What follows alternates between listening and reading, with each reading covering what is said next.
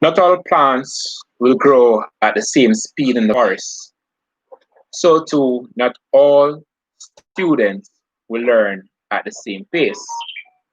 Hence, I extend myself to those who crave the knowledge. I am Mr. Wilson. Good evening and welcome to CSEC Biology HSB Live.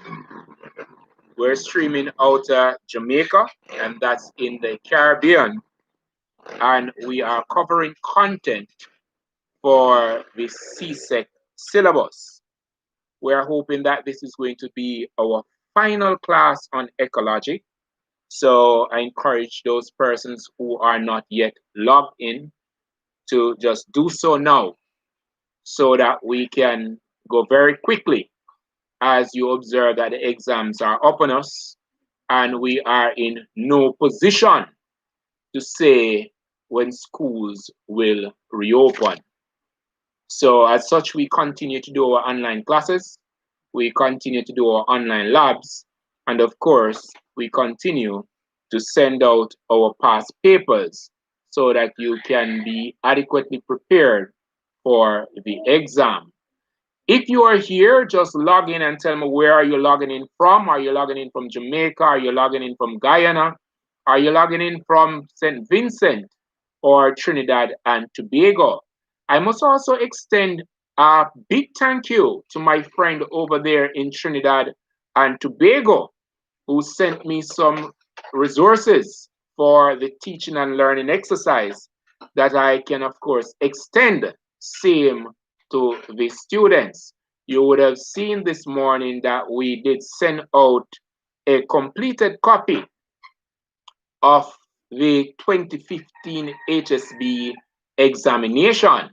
For the persons who are listening and the persons who are going to be doing human and social biology, we strongly believe that to complete and know the 2016 and 2020 paper, those are very, very important for successful completion of the exam. We can't say exactly what will be on the exam, but we can assume based on what we have seen. So we sent out this morning, we sent out the 2015 paper, and tonight we'll be sending out the 2020 HSB examination paper. All the questions have been answered, and as Amoy has been asking for some time, we need some HSB paper, we need some HSP paper. We got some from Trinidad from somebody who really wants to see us do well. And of course, we have been working on those. So we're going to be sending out the 2020 and we're going to be working on the 2016. So you can have the paper tomorrow. Don't be selfish. As soon as you get the paper, please ensure that you share the paper with persons in your class. Remember, a 60 has a whole lot of ones. So it doesn't matter how many persons you share it with.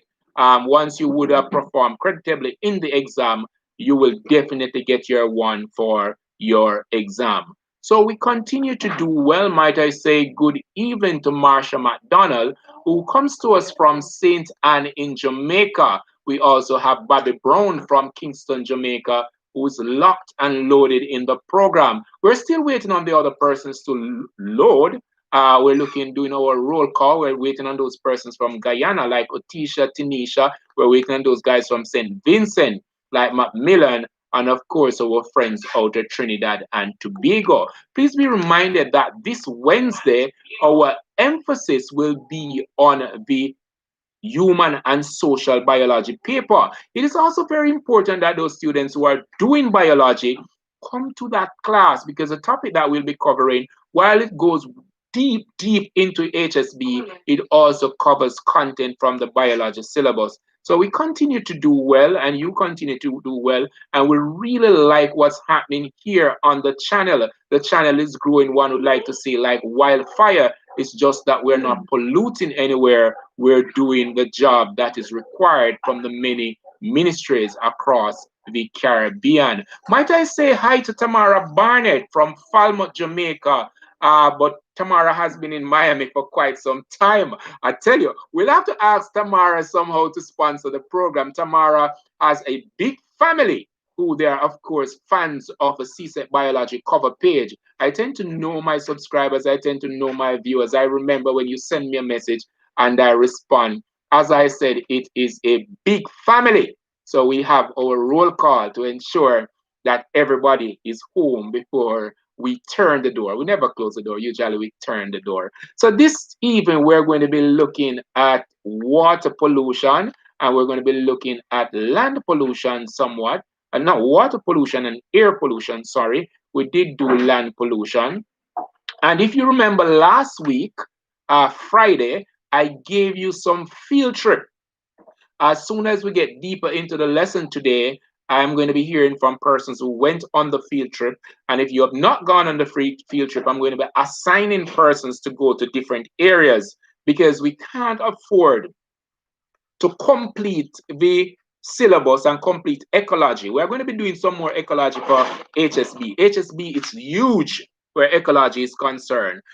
So we're going to be doing more of that. But of course, we must all have that experience from the many field trips. I have sorted out many examples for you because when you write on that exam paper, you can treat with the example the field trips that you remember. And we're doing virtual field trips. We can't take you out now. Some persons are in Guyana, persons are in Trinidad. I mean, I would have to get an airplane, probably Air Force One or some big plane that is sponsored by somebody, and then I'd fly right across all the Caribbean island and pick up everybody, and then we'd go to all these areas. But we really can't afford that. So for now, we have to do the virtual field trip to ensure that we have first-hand experience as to what is happening with these environmental ills. So if you're just logging in, we're just waiting on you to just sign in. Where are you logging in from?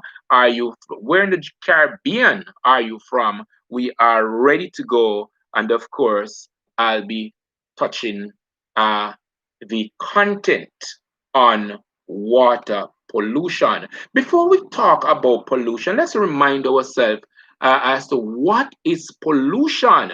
Do you want to type in the chat there for me? What's pollution? All right, so we want to know what's pollution. I would love to know also what is a pollutant. So we want to know what is pollution and what is a pollutant. And then we're going to be looking at water pollution and the air pollution. We're going to be looking at a whole lot of stuff.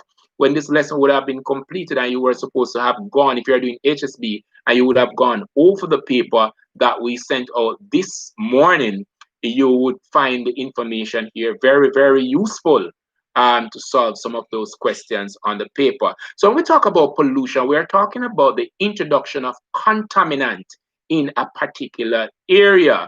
And the pollutant is usually that contaminant. The pollutant, there's a long list of pollutant, and it's never ending, but usually for the syllabus, we tend to fix ourselves in a little box. So some of the pollutants that we'll be looking at today for water pollution is going to be oil, sewage, or one would say organic waste. We're going to be looking at hot water, which we looked at last week. We're going to be looking at minerals. And of course, we're going to be looking at some toxic compounds, or one would say poisonous compound. These things can be really, really bad for our water bodies, and we need to look at that. So the relevant field trips for this particular lesson, water pollution, is going to be things like the Exxon Valdez field trip, the Minamata field trip. And if you are from Jamaica, you could tell us about that gold mine in Clarendon, which was closed down as a result of some leakage of some toxic chemical. So if you are in Jamaica, that is a piece of history that you want to have on the air today. So you could just go to your favorite browser and see what you have on it. So we're going to start a lesson looking at sewage. And of course, sewage is not only feces. When we talk about sewage, we are talking about the entire gray water component coming from houses, and in some cases, it's coming from industry. Now, what is the real cause of sewage pollution? What causes it? All right.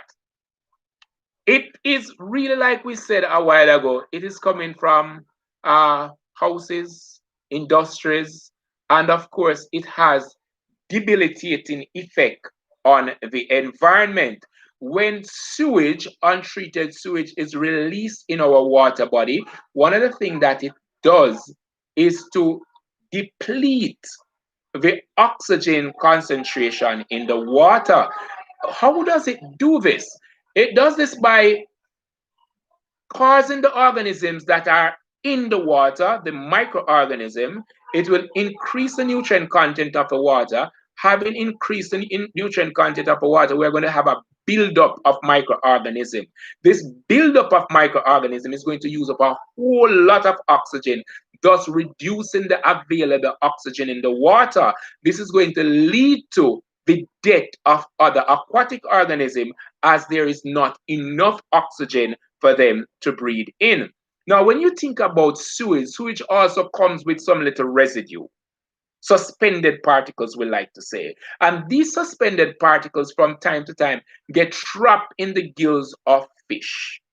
And when that happens, it prevents the fish from carrying out this gaseous exchange. And again, that is going to lead to death. But with the increased nutrients that come with the sewage, also comes a condition we call eutrophication. As the nutrient content in the water, like we said, is increased, this is going to cause the increased growth of algae. With the increased growth of algae, it can become so bad that what will happen is that it will block the sunlight, preventing light from entering that water body. So if it is blocking the sunlight, preventing it from entering the water body, then the aquatic plants, which are relying on the light energy for photosynthesis, they will not have this light energy. As such, what is going to happen is that they are going to be using up their food resource. They might actually move into etiolation. Having gone into etiolation, there's still no food for them to get from photosynthesis. They can't manufacture anything. Then eventually they will die. That will add nutrient again to the water and continue this process of eutrophication. With the increased nutrient as well, we spoke about algae blooming.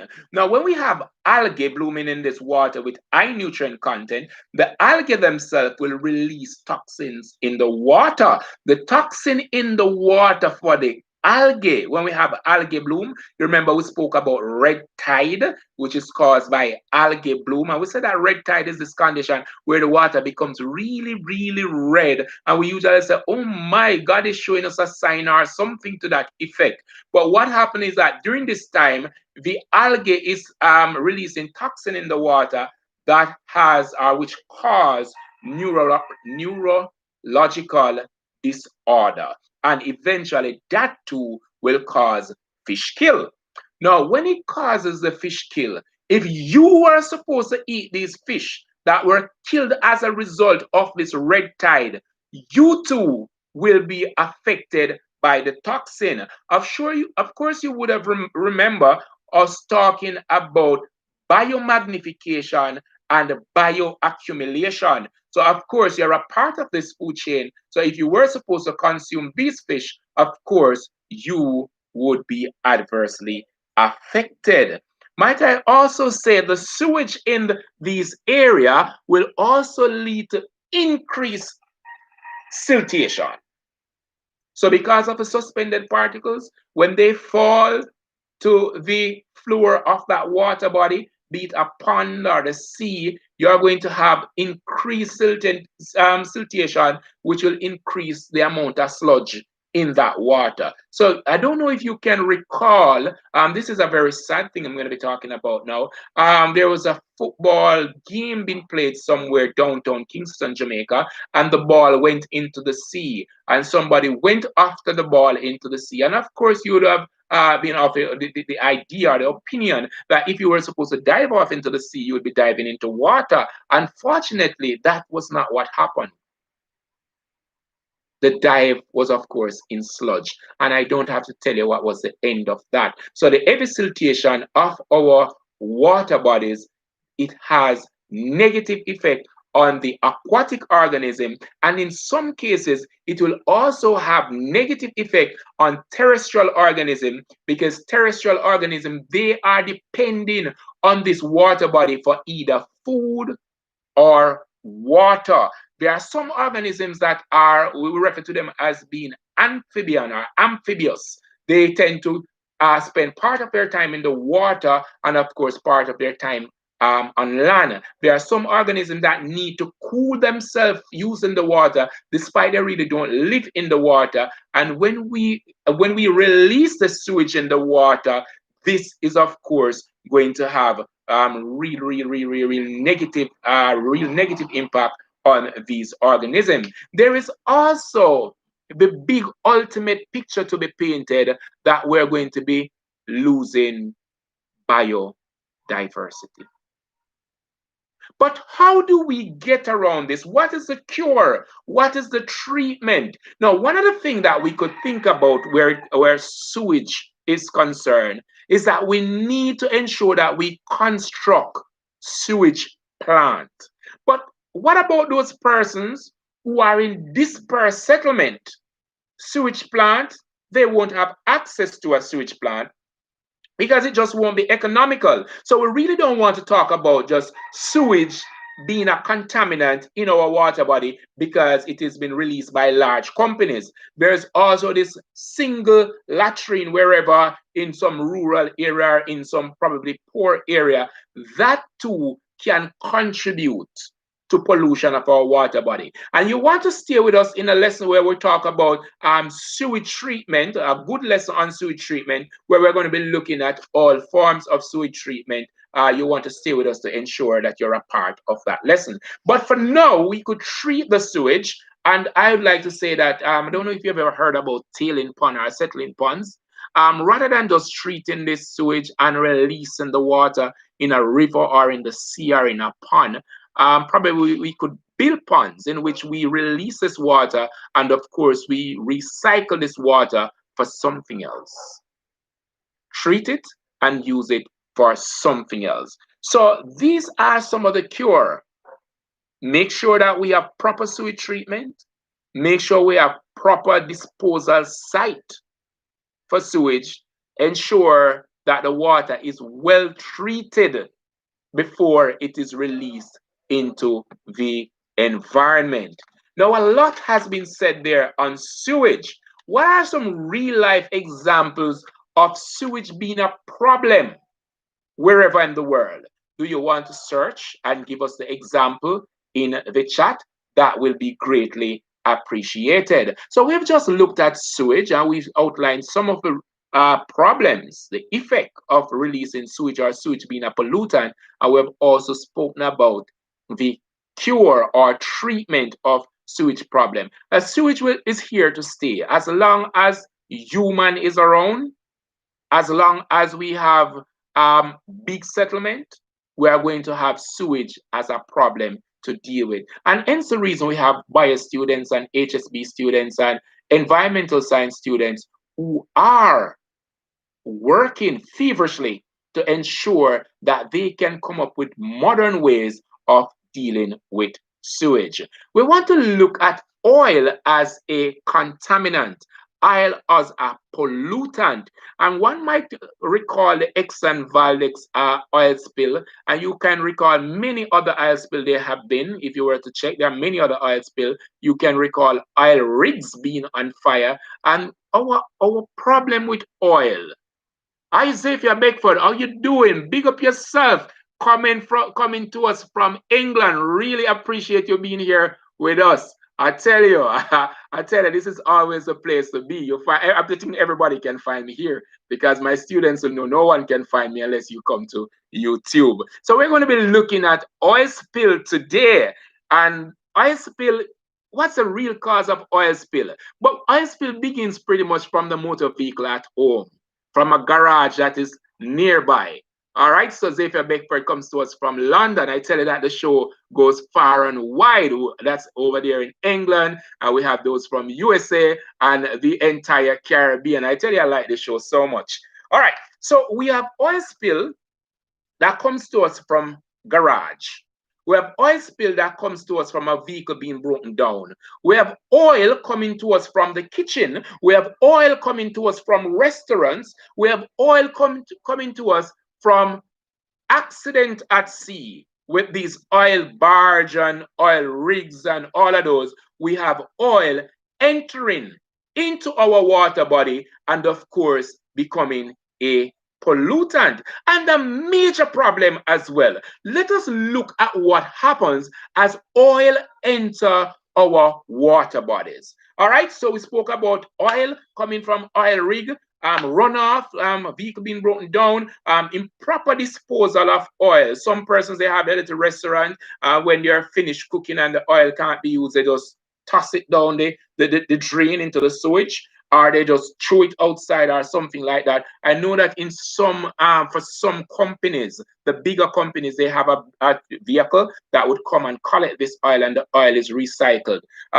Those persons who are not doing that, yes, I think you should log on, because when you throw the oil down the drain, it's going to clog the sewage drain, it's going to have run over, and then it's going to affect you just the same. All right, so what are the effects of oil spill? There are many. You haven't said anything to me since evening. I'm not even sure if you're listening to me. Tell me some of the effects of oil spill. I'm listening to my audience now, so I want you to just keep typing, chatting away. Tell me what you think. Of course, I'll share with you what I have, but of course, I want to know what's on your mind. Can you relate to the whole idea of oil being a pollutant? What are some of the adverse effects of oil being a pollutant?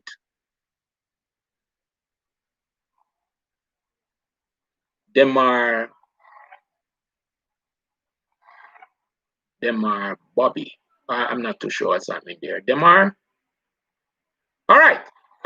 Sir, it can injure aquatic organism. Very good. Out of Guyana, we have gray effect on, it has adverse effect on aquatic organism.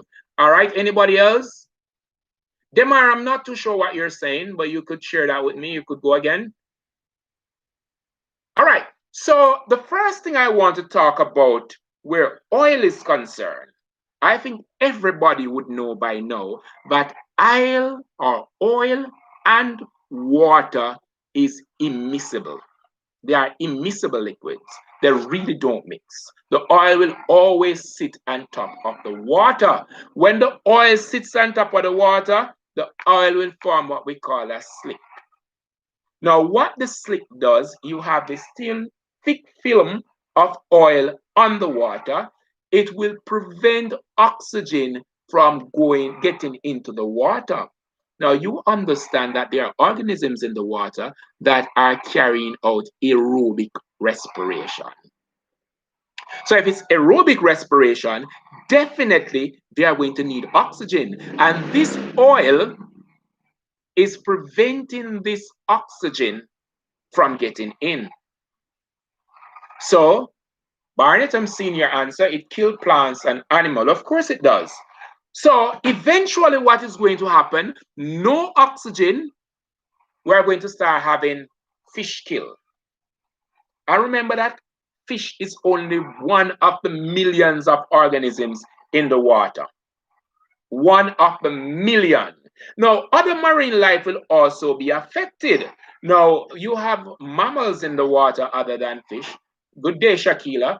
Shakila, I am observing you. I realize that you log in, you say good day, Mr. Wilson, and then you disappear. We have been watching you.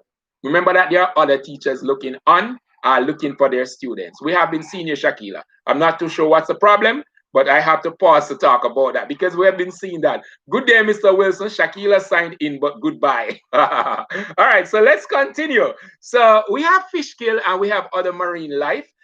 We have birds and other animals that depend on the water body for food. All right. You would have seen the seagull and the many other seabirds, penguin and so on, that of course depend on the water body for food. Now, when we have this oil, in the water. If you were supposed to look at what, if you went on the field trip I gave you for X and Valdex, which we will have to do today. We have to go on those field trips. I'm very sorry. We'd have to do those. All right. If you look at what the oil does, most time when we have like oil from the oil rig, what it does is to cause the oil to act like pretty much like what they tend to call it Vaseline, but it's petroleum jelly. What it does, it sort of causes the feathers to all paste, should I say, stick to the organism. The organism is more like wet and it doesn't allow the organism to move freely. And in some cases, these birds get trapped in the water with the oil and they eventually die. And of course, they are increasing the nutrient content of the water. Now, another thing about this oil and the water is that sometimes it's this black oil. And what it does is to trap the prevent the sunlight from getting in. And if the sunlight is not getting in, oh my, can you think about the kelp forest? Can you think about the other aquatic plant? Take, for example, our nice manatee from the Caribbean, which is endangered. The manatee is an herbivore, and we have some turtle that are herbivore. If no light is getting into the water, these organisms, of course, they'll try to migrate, but they might just not have enough food to migrate on, and that is going to lead to death of other marine or aquatic organisms. Now, we can also think about these plants that serve as rescue site, as refuge, as a nursery area, as habitat. Some of these plants help to break the wave, protecting shoreline. So when this oil spill is on the water, we are like aiming at ourselves. We are not only killing or destroying aquatic organisms, terrestrial organisms are also being affected by these oil spill. So we are looking at how man affect the environment. It's the last part of the ecology, of the portion of ecology on your syllabus. I want to bring a wrap to that this evening. We've just started. We've looked at sewage earlier. Now we're looking at oil. So those persons who are here, just log in and follow. You can make your notes. You can pause the video. You can watch the video again to make your notes. But the content that has been covered are content from the syllabus, except that I would have given you some examples that are far and wide. Now, another thing we could talk about is that the oxygen, we spoke about that. The organism in the water will not have any oxygen. The plants cannot carry out photosynthesis because there is no light. So then we're going to be having more problems. But what about our great nice beach? I tell you, had it not been COVID, you know where we would have been when it was when we had holiday the other day? Everybody would have been on the beach in their two-piece, one-piece. Even Mr. Wilson would be out there with his big belly like that. And you look at Mr. Wilson like paddling on the beach. Guess what? Guess what? When we have these oil spills, even the beach is affected by it. So we'll have to close that beach. Can't go to the beach. You miss out on this holiday. You know where I wanted to go for the holiday? I really wanted to go over by Elsha. And I wanted to get a nice big fish, a big fish like a big size like that. And guess what? Because of an oil spill, I'll have to stay home. I'll have to be among the persons counting the aquatic organism and terrestrial organisms that would have passed. And I would have to be praying more than I prayed last week that nobody not gonna take up none of them dead something out of the water come sell me. Because remember biomagnification and accumulation, how it could affect us. One other thing when I teach ecology, I like to talk about the 3D of ecology. So when we teach ecology and we talk about all these things, the 3Ds talk about how does it affect us economically, how does it affect us socially, how does it affect us in the environment. And we've been talking about the environment all along. We have not spoken about the other 2Ds, which is the economic and the social impact. I remember Yengas is a characteristic of Jamaica. I'm going to get myself a Yengas one day. I don't know. One of these days, I'm going to learn it, and I'm going to allow it to make that. No, I'm not going to allow it to make that whole lot of noise. That's noise pollution. I'm very sorry. Let's move right along. So let us look at the economical impact. Now, when we have this oil spill, money must be spent to clean it up. The persons who rely on the water body for livelihood, they are going to lose out on that. They can't catch any fish. They can't take anybody from Port Royal over to whatever key it is called. No, no, no. You can't sail over there. Who want to sail in oil? I want to sail in water, not in oil. I'm not a fish, a fried fish. No. So you find what happens is that persons are going to lose out. And then guess what? Some of you students are planning on going to the university, and your parents rely on the water body for food, and they rely on the water body for some amount of income. The oil spill as such, you see what happens? No money to send you go to university. You have to stop in first year. And then who knows if you will ever restart. And then come the social effect. You know what happened? Somebody might get pregnant that shouldn't get pregnant. Police might hold on somebody who they shouldn't hold on. Somebody might just start have some mental breakdown, and the immune system might just get rocked from all of this. And all this came from just a simple oil spill. So there's a 3D effect: the environmental effect, the social effect, and of course the economical effect, the economical fallout, and it is going to affect just about everyone. All right. So how do we cure this? How do we solve this problem? One of the things is that a lot of persons will say, use the law, implement law. But almost for everything, there is a law. So what we need to do now is to enforce the law. Enforce the law. Ensure that persons obey the law. The other thing that we need to look at, and this is now, or should it happen that we have an oil spill, as a Mr. Wilson student, you need to have a good idea how we treat with it. We're going to use floating booms. So what we're going to do, we're going to put these things in the water, and they are going to float, but they are going to like surround the oil like that, right? So the oil won't be allowed to just drift anywhere because there's like this floating barrier in the water. We could either suck off some of the oil using some equipment, some boat or something to remove some of the oil. That is one method that we could use. We could also use a detergent to break down the oil. I don't know how many of you would have done this experiment. Let me share the experiment with you. So everybody have a little bit of dishwashing liquid at home. Of course, yeah, you have dishwashing liquid, you wash it. And you have a little Q-tip thing that you use to clean out your ears. Yeah, you have that at home. And of course, you probably have one of those, I don't know what's called, those milk that is in the box, not condensed milk, not a sweet one, a little fresh one you pop and you drink that milk. You might have one of those. You can get yourself a little plate and you're going to pour a little of the milk in it. And you're going to pour some dye in it. You could probably use like 3-color dyes, like food dye. Food dye. You could use 3 different colors, something like that. And you're going to put the Q-tip into the soap, the liquid soap, and then you are going to put it into the milk with the dye. And what you're going to see is an explosion. Push!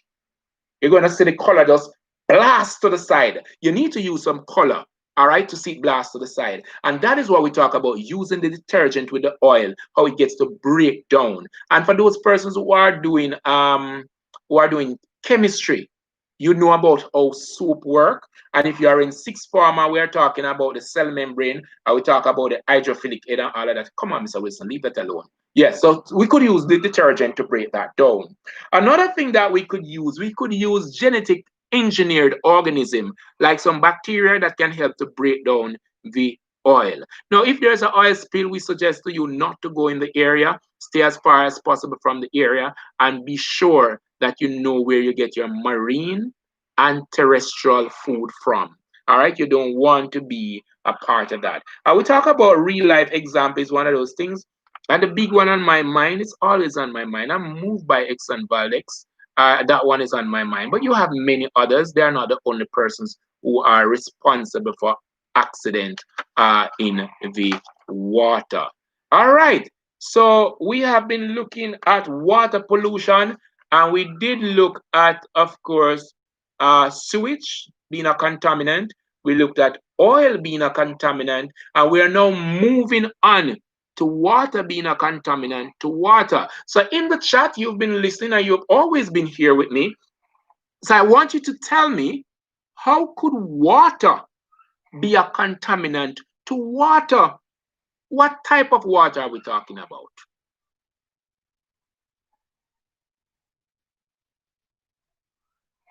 Nice going. Wherever in the Caribbean you're from today, I welcome you to the session.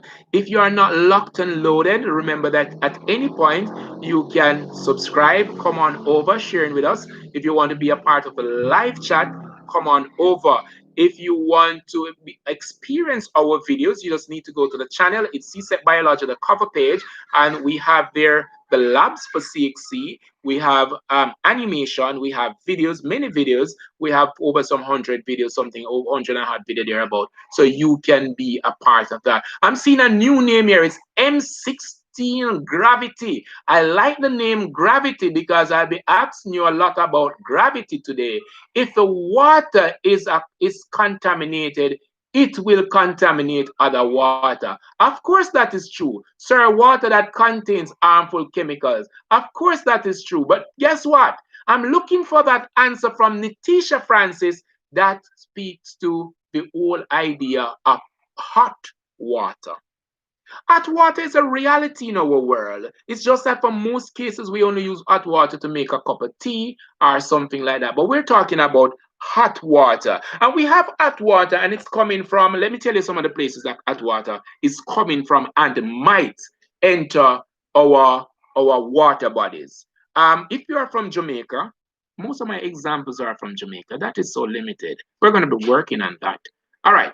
So there, I really don't want to call the company name. I really don't want to do that. I don't want to make things, you know. There is there. I spoke about this before. A sugar factory that was closed down somewhere there, St. Elizabeth, Trelawney area thereabout, and it was closed down because of some a water or something that was released into a river down there, and it caused a fish kill downstream, and it came to them at a really big price, a really big hefty price, and you don't want to have that experience. So in the production of sugar, we have to use water to cool, and that water become hot.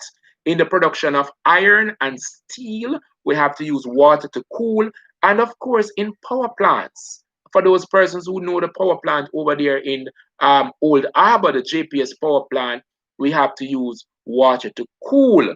Now, this causes a problem if the water were to be released in our water body without it being cooled.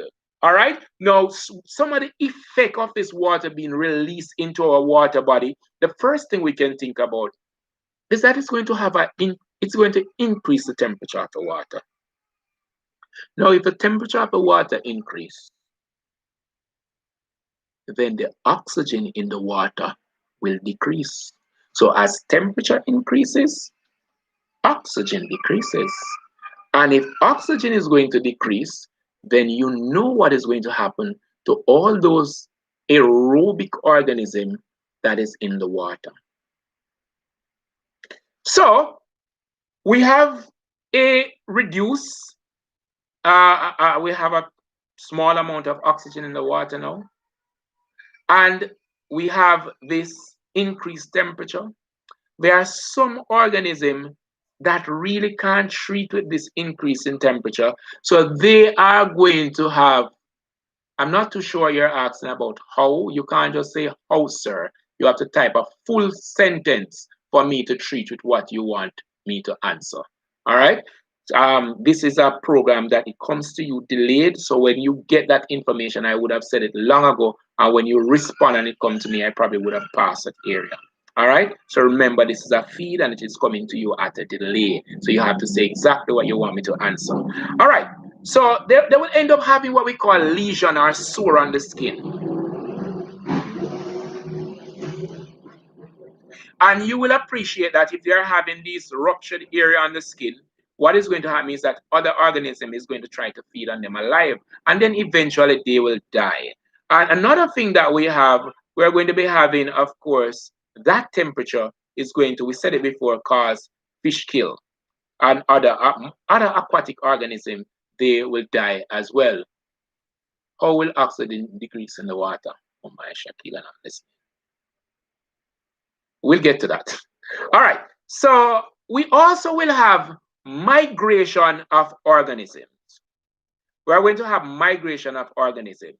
So organisms that are not able to treat with that temperature, having picked up the whole idea that the area has water at an increased temperature, they are going to try to find somewhere that is a little more hospitable to them.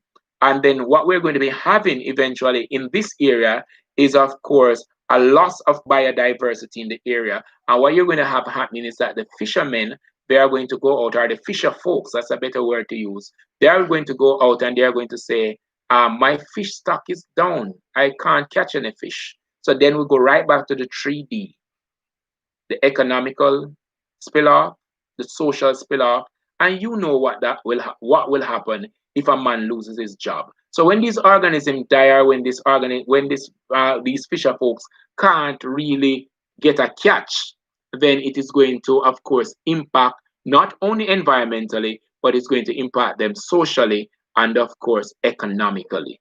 And it could also impact the country, because the country probably would have to find some amount of money to assist them as they go through that low time or low tide. How do we cure this problem? Well, one of the ways to treat with this hot water and not allow it to be released into our water body. I don't want to say sea, because in some countries they might have big ponds. In some countries they might release it in the river. In some countries they might release it in the sea. I don't know where they're releasing this thing, or if they're releasing it, but it does happen from time to time. What we do, we create some ponds, settling pond, and this water will go on into the pond. It can stay there cool, and then we can recycle the water. Those are cure for this type of a problem. You cool the water, use the water again. Cool the water, use the water again. Treat the water, of course. All right. Reuse the water, and you want to check the temperature of the water. You want to check the water, the quality of the water, before you release this water into the environment. Don't just go and just release your water into the mangrove or wherever, and the water was not checked. You want to ensure that the quality of the water is checked and is at, of course, the acceptable environmental standard. You need to contact your local environmental agency so they can advise you or provide you with the information necessary before you release this water. Because when you release this water and it affects other persons, it might very well come right back on your organization doorstep.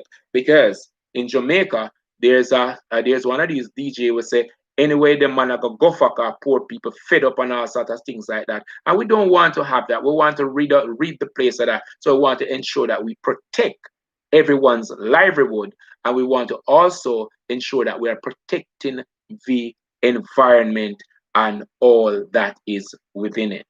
All right. So we spoke about that. What are some of the real life example? The real life example, I spoke about that fish kill that was in Jamaica down there, and there are many places in the world that it happens.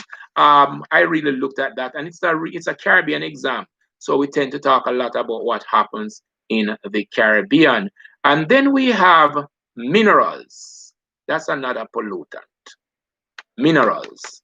And the minerals, the common ones would have been like phosphate, sulfate, and of course nitrate. Where these are coming from? They are coming from our municipal runoff.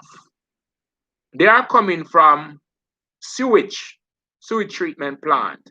It is coming from those persons who just release their gray water into the stormwater drain, right? It's coming from agriculture. Some of this high nutrient, it is coming from our agricultural practices. And that is why governments across the world, they are trying as much as possible to ensure that farmers are well trained, either by extension officer or by themselves going to school.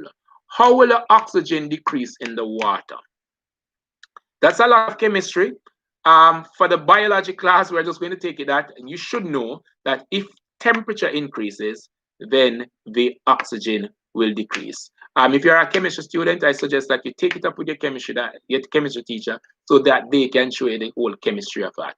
We're not going to be touching that for biology or HSB. It's not really needed for the kids to know that in these classes. All right. So, what's the effect of the I nutrient? Once you talk about nutrients and water, you're talking about growth. So, the first thing that is going to come to your mind is eutrophication, where the water appears, it takes on this green color, or they might say that the water become old, but it become green. I spoke to you about Mississippi. That was one of the field trip I gave you. If you look at that, you will have a good idea. Or if you were just to type in eutrophication, you would find somewhere with water that is experiencing that type of a condition. Now, we're going to have an increased nutrient content in the water, which is going to lead to eutrophication. And it's the effect is going to pretty much be the same like sewage. Um, this heavy growth of algae, with this heavy growth of algae, it's going to block the sunlight. The aquatic plants will die, oxygen will be depleted in the water, because as the algae grow and nutrient content release, they are going to die. Organisms that are breaking them down, they are going to consume the oxygen in the water, and of course, the cycle of dying will continue. Um, that is going to eventually lead to loss of biodiversity, and of course, it is going to have, of course, a big 3D effect where the environment will be affected, the biodiversity. It's going to have some social impact on you and I, and of course, it's going to have some economical impact, because our fishermen, they probably could just go on the sea and they could catch some fish and come and sell us for probably $100. But being that we have to import and all that tariff, the fish that should have cost us $100, now it's costing us probably $1,000. All right. So the effect is far, it goes far and of course wide. Now, with minerals, what we could do to solve the problem here, we could of course start by reducing reducing the amount of fertilizer that we use. Observe the concentration that is to be used. Reduce the amount of household chemical that we use. And of course, use bio-friendly practices. So try to use chemicals that are bio-friendly. Try to practice for agriculture, try to use more humus, organic manure, than synthetic manure. Because with the synthetic manure, it rains, and if you use too much, then we are going to have this infiltration. And of course, what we call leaching, a condition we call leaching, where the nutrient is going to, of course, get into that soil, into the water body, and eventually into bigger water bodies, the aquifers and so on. All the water is contaminated. We can't boil so much water to drink it. So then you know what is going to happen. We're going to have a riot. Persons start fighting for water, all because all the water sources, it's of course polluted. There's no water to drink. All right. So we don't want to get to that place where we have to be having a war in the Caribbean, or a war anywhere for that matter, because there is no water to drink. Now, there are many real life examples. The minimata is once we talk about water, the minimata where we had the mercury going into the water. Of course, that is heavy metal. Um, that is a big problem. And there are many water bodies. I think I'm going to be, no, I can't. There are many videos out there. If you want me to, I will give you some links to a lot of water bodies that are naturally inaccessible, meaning you just can't drink it naturally. Nobody put anything in it, or probably the pollutant that is in it, it is from a known point source. You just can't access that water. And then there are some water bodies that we just can't access them because we would have polluted them in some way, shape, or form. If you have any question, please be reminded to type them in the chat. I'm looking at the chat. Definitely, I'm going to be answering your question as much as I can answer the question. And of course, remember, we continue to upload past paper questions, and we're thinking that now is the right time to start studying. We have recommended in our last class that you should be covering a minimum of 5 years past paper, and 5 years past paper to include the most current past paper. We think that if you are going to the Olympic as an athlete, then you need to at least do the circuit that you'll be doing on the circuit that you'll be doing for the Olympic. so that when you get there, you pretty much know what is expected of you. So too, we think that if you're going to be doing the exam, you must do some practice paper so that you have a good idea of the questions being asked, how they're asked, and how you are supposed to approach them. For that reason, we have been doing a number of past papers. We have been providing explanation, and where we provide explanation, if your views are different, we do encourage you to post just below those videos your views so that we can look at them and revisit what we have done. For the greater part, we have not been getting any feedback, so it seems as if we have been doing an awesome job. Thank you very much. I think so too. All right, so we are going to be looking, we looked at hot water just now. We are just going to be now looking at toxic metals and the toxic chemicals and metal. The toxic chemical would include things like your herbicide, all of those chemicals that the farmers use. Those are toxic. We don't want even to talk about DDT because DDT is no longer being used, I hope, nowhere in the Caribbean, certainly not in Jamaica. And that is because of its residual effect. Other thing that we could think about are some of these chemicals that are being used by industries. There are many industries that are using chemicals, and there are some small industry, some little small place that they are polluting and they just release the water in a, like the river or in a storm water drain. And sometimes hot water and them thing. They take, for example, the company them where make like the hotels and so on that have this AC cooling thing. They have to make some things to deal with it.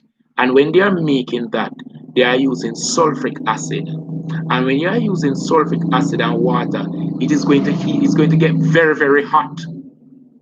And what has to happen is that they must have a double tube container, right? So that water is passing around it to cool it. As I talk about double cool, can you just allow me to backtrack with oil spill? One of the things that we can treat with for oil spill is that the vessels are made or should be made with what we call double oil. So what that means that you see an outside part, but there's also an inside part, so that if there's an oil spill, what will happen is that the oil will now be trapped in the outside, and then you can call for help before the outside is ruptured. And if the outside of the vessel is ruptured, it doesn't trouble the part that the oil is, again, you can call for help. If you've ever been close to, let us talk about oil and land now. If you've ever been close to, like in Jamaica, we have Petrojam, which is an oil refinery, what you'll realize is that around these high towers with oil, these oil tanks, you'll realize that there is something looking like a swimming pool being built around it.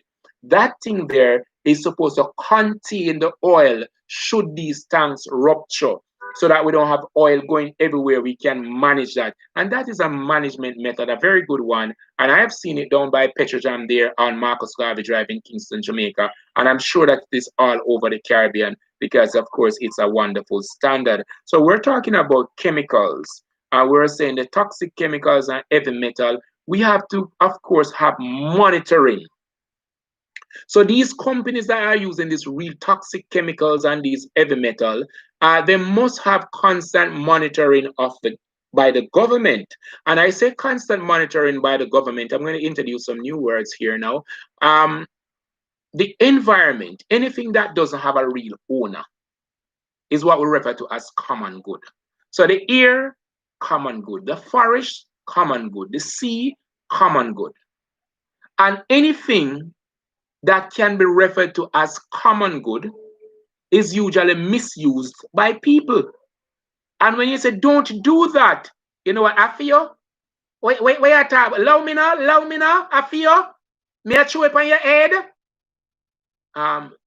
These persons just cannot process at the level to know that they are hurting themselves. All right? So things that are common good, if they are not protected by governments, they are going to experience what we call tragedy of the common. Tragedy of the common. So as such, you and I, we have to play our part to ensure that all these things are taken care of. So we have to have legislation, we have to have persons who are going to check, we have to have persons who are responsible. And when there is a breach, there is a fine that is comparable to the breach, and one that other person will learn from very, very quickly. Now, I spoke about some case I heard of in the US.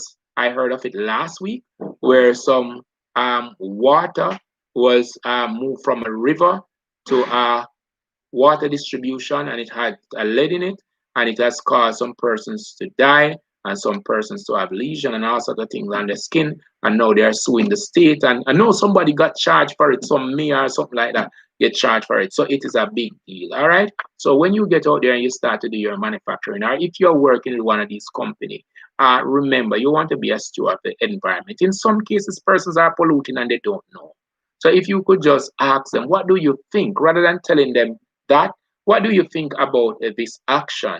Do you think it contribute to the environment, or do you think it take away from the environment? Yes, you are moving the problem from your doorstep, but do you think about your family or friend or probably your enemy downstream that it could affect? All right. Remember, it is one big ecosystem. So at the end of the day, we are one big, huge, humongous family.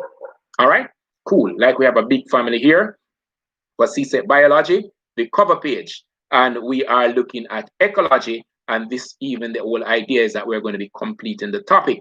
For you, feel free at any time to go over the video. We have tried as much as possible to ensure that we stay within line that you can follow. We have just completed water pollution. We looked at sewage. We looked at hot water. We looked at mineral. And of course, do you want to type in the chat? What else did we look at?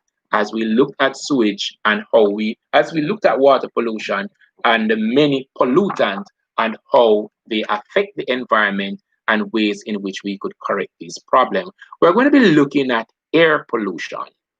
Air, AIR, that's all around us, air.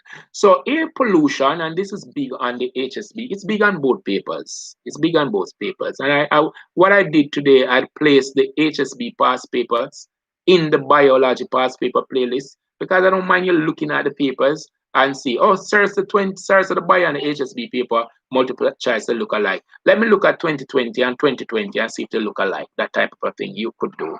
All right, so some of the pollutant for air is going to be sulfur dioxide. I mean, I am badly affected by that. Each time I go into the city, my eyes burn, my eyes get really red, all because of the sulfur dioxide. Then there is, of course, carbon monoxide. We spoke about this, I think, sometime. Hi, how you doing, Davis, Anisha? How you doing? Good day. All right, so we spoke about carbon monoxide over there in St. Mary. We had some problem over there where persons lost their life because of carbon monoxide. Carbon dioxide, we spoke about that. We said that, well, I didn't tell you about methane. Methane is a atmospheric pollutant, but it is not in the high concentration as it were for carbon dioxide. That is what makes carbon dioxide a biggie. All right. And there's what we call smoke, which is going to make smog and haze. I'm going to be telling you about that. If you're an environmental science student, I'm sure that you're enjoying this class because a whole lot of environmental science is oozed out here at the ecology level. Of course, examples coming from over there. All right, so let's look at sulfur dioxide. Sulfur dioxide is coming from the combustion of fossil fuel. For those who don't remember the carbon cycle, combustion refers to burning. All right, and combustion is a type of respiration. Just that combustion releases a whole lot of energy, way more than respiration. So combustion is burning. And we're talking about burning of fossil fuel. And you know the list or the slate of fossil fuel is a big one. All right. There's a whole lot of chemistry behind that. So if you want to know the chemistry, I suggest that you speak to your chemistry teacher. I'm sure you will touch sulfur dioxide somewhere in chemistry, and they will be able to help you. But the big thing with sulfur dioxide and the effect on the environment is that it combines with rainwater to form acid rain. That's the big thing. The sulfur dioxide combines with rainwater to form acid rain, and while it is suspended in the air and you walk suspended there in the air, the moisture in your eye will react with it, and of course it's acid in your eye and it is burning you. So you're going, oh, my eyes are burning me, I just don't know what's happening. Of course, it's from the emission of the motor vehicle. the sulfur dioxide, burning of fossil fuel. And what eventually happens from acid rain is that you might have some upper respiratory problem, burning of the back of the throat. It might it might trigger your asthma. You might have an asthma attack as a result of the, of course, sulfur dioxide in the atmosphere. The acid rain will corrode structures, so it will corrode your statue. It is going to corrode your buildings. It is going to cause some rocks to erode, right? And the list of things continue. But the big thing I think for your syllabus is that buildings will be corroded, statues will be corroded, rocks will be affected as well. Acid rain, the acid rain will also affect plants and animal. How many persons know these two words? Flora and fauna. Flora and fauna. If you know them, just type them in the chat what they mean for me. So both flora and fauna will be affected. Both, of course, plants and animal will be affected. Now, what is the cure? The cure. Now, on these, I had a van when I bought the van. The van, all right, flora has to do with plant life, and fauna has to do with, all right, so you don't want to come through Mr. Wilson class and you don't know these words. When you go to university, persons have like box your own with some little words. I don't want that to happen to you, all right? So I had a catalytic converter on the van, and what that does is to reduce the carbon emission into the atmosphere. So we have some things that we call scrubbers. You could read more on scrubbers. We could install these on smokestacks to remove the sulfur dioxide. We could install them somewhere with the engine. We want more. We want some hybrid engine that we can use less of the fossil fuel, so we'll have less pollutant. The car that I drive is a hybrid car, and let me tell you how the hybrid car operates. It uses a battery and the gas. So when I go to a stoplight and I press on the brake and the car stop, the engine shut off. That can be a little frightening sometimes. When I just bought the car, can I tell you a little story? Just let's rest a little bit. When I bought the car, I was in traffic and I stepped on the brake one morning going into work, and the car just went dead. And I am like, what is happening? And I looked over on the dashboard to see if I had gas, and I realized a green light was on the dashboard that says auto shut off. And when the traffic moved, I was just trusting to look. I just ice up off the brake pedal and the engine just start again and it gone.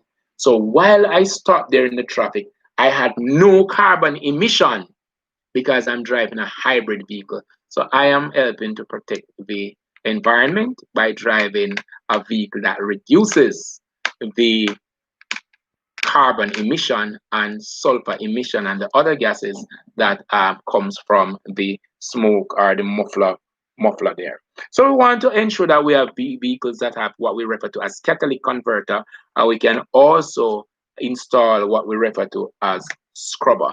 The real life examples of sulfur dioxide pollution there are many. You're seeing the vehicle every day, and you would know.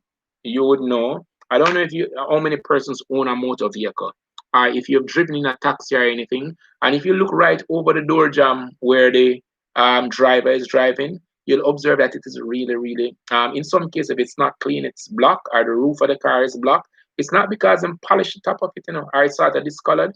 It is because that pollutant, that smoke coming from the tailpipe of motor vehicle, the solid particles, they lodge in the top of the vehicle there, and of course you inhale some.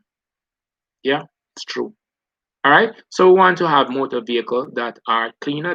We have better emission, cleaner emission. Motor vehicle that is not burning fossil fuel. Some are using electricity, some are using biogas, some are using, of course, solar power. All of these things are things that you'll be driving around as soon as Mr. Wilson becomes a little older.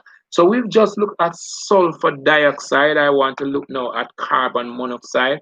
And if the persons who are doing HSB, you would have observed that these pollutants, they are big on the paper that you looked at this morning. Now, carbon monoxide, CO, not carbon dioxide, which is CO2. two, carbon monoxide.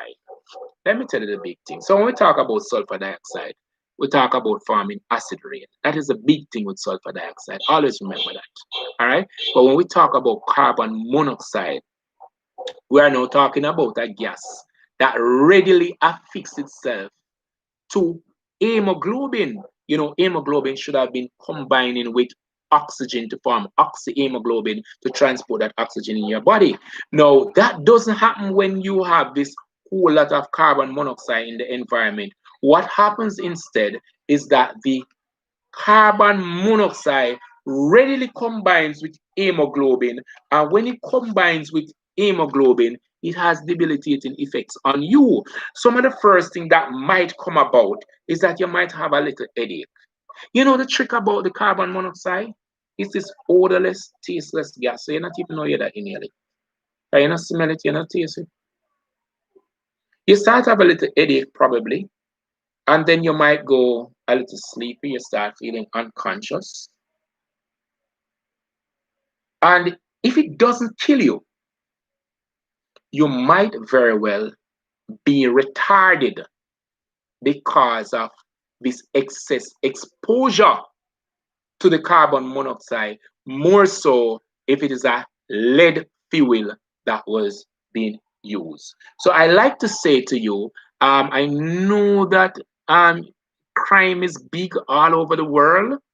I know that probably you have a little generator, and if you leave it out the door, you're just going to wake up in the morning and see the spot that it was.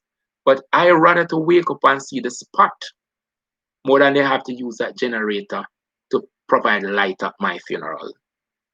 Do not use a generator inside your house. Do not use a generator inside your house or business place. It should be outside in a well ventilated area. So with carbon monoxide, one of the things that we could use, I spoke about the catalytic converter. We could use, of course, lead-free fuel, and of course, the big thing, carpool. No, if you carpool, we have less cars on the road.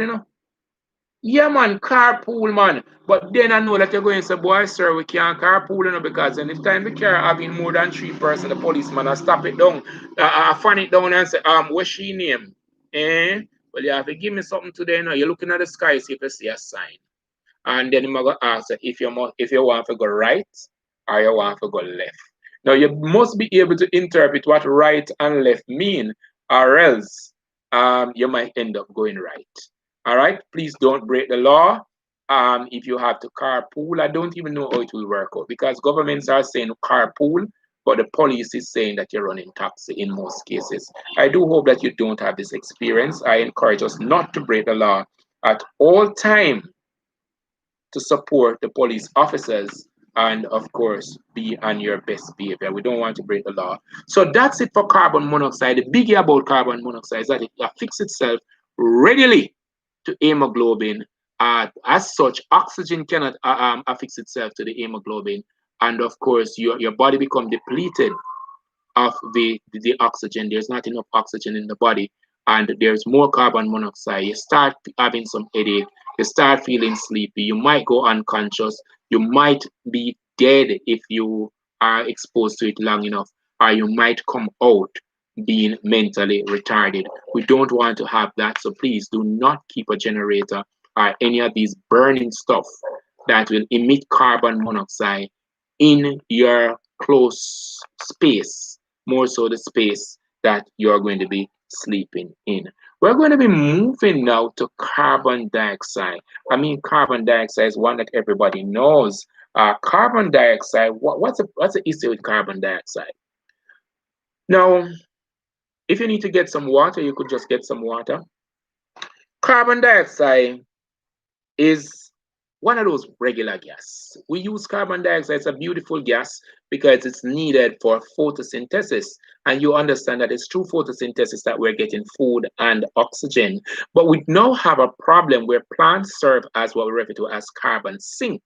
And it serves as carbon sink in that it keeps some of the carbon outside of takes it out of the atmosphere and keep it in itself.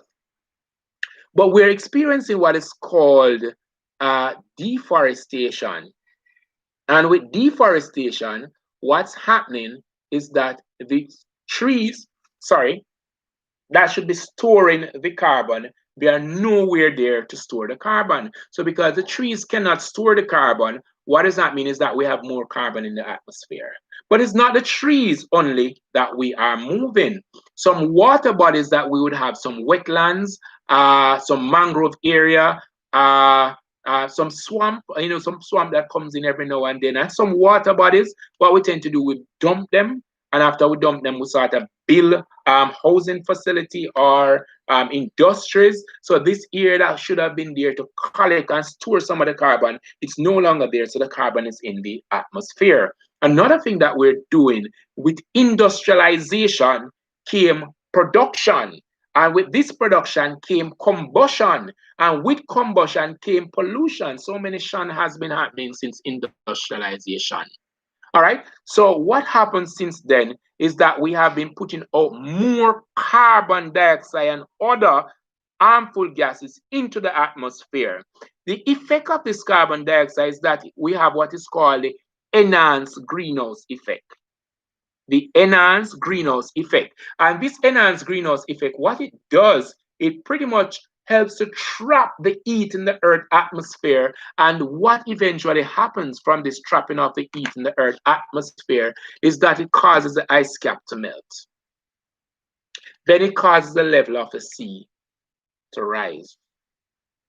It also causes changes in the, of course, the weather pattern. Now, those are not the only effect. All right. So we're going to be having flooding of low-lying area, ice cap. The ice is going to melt.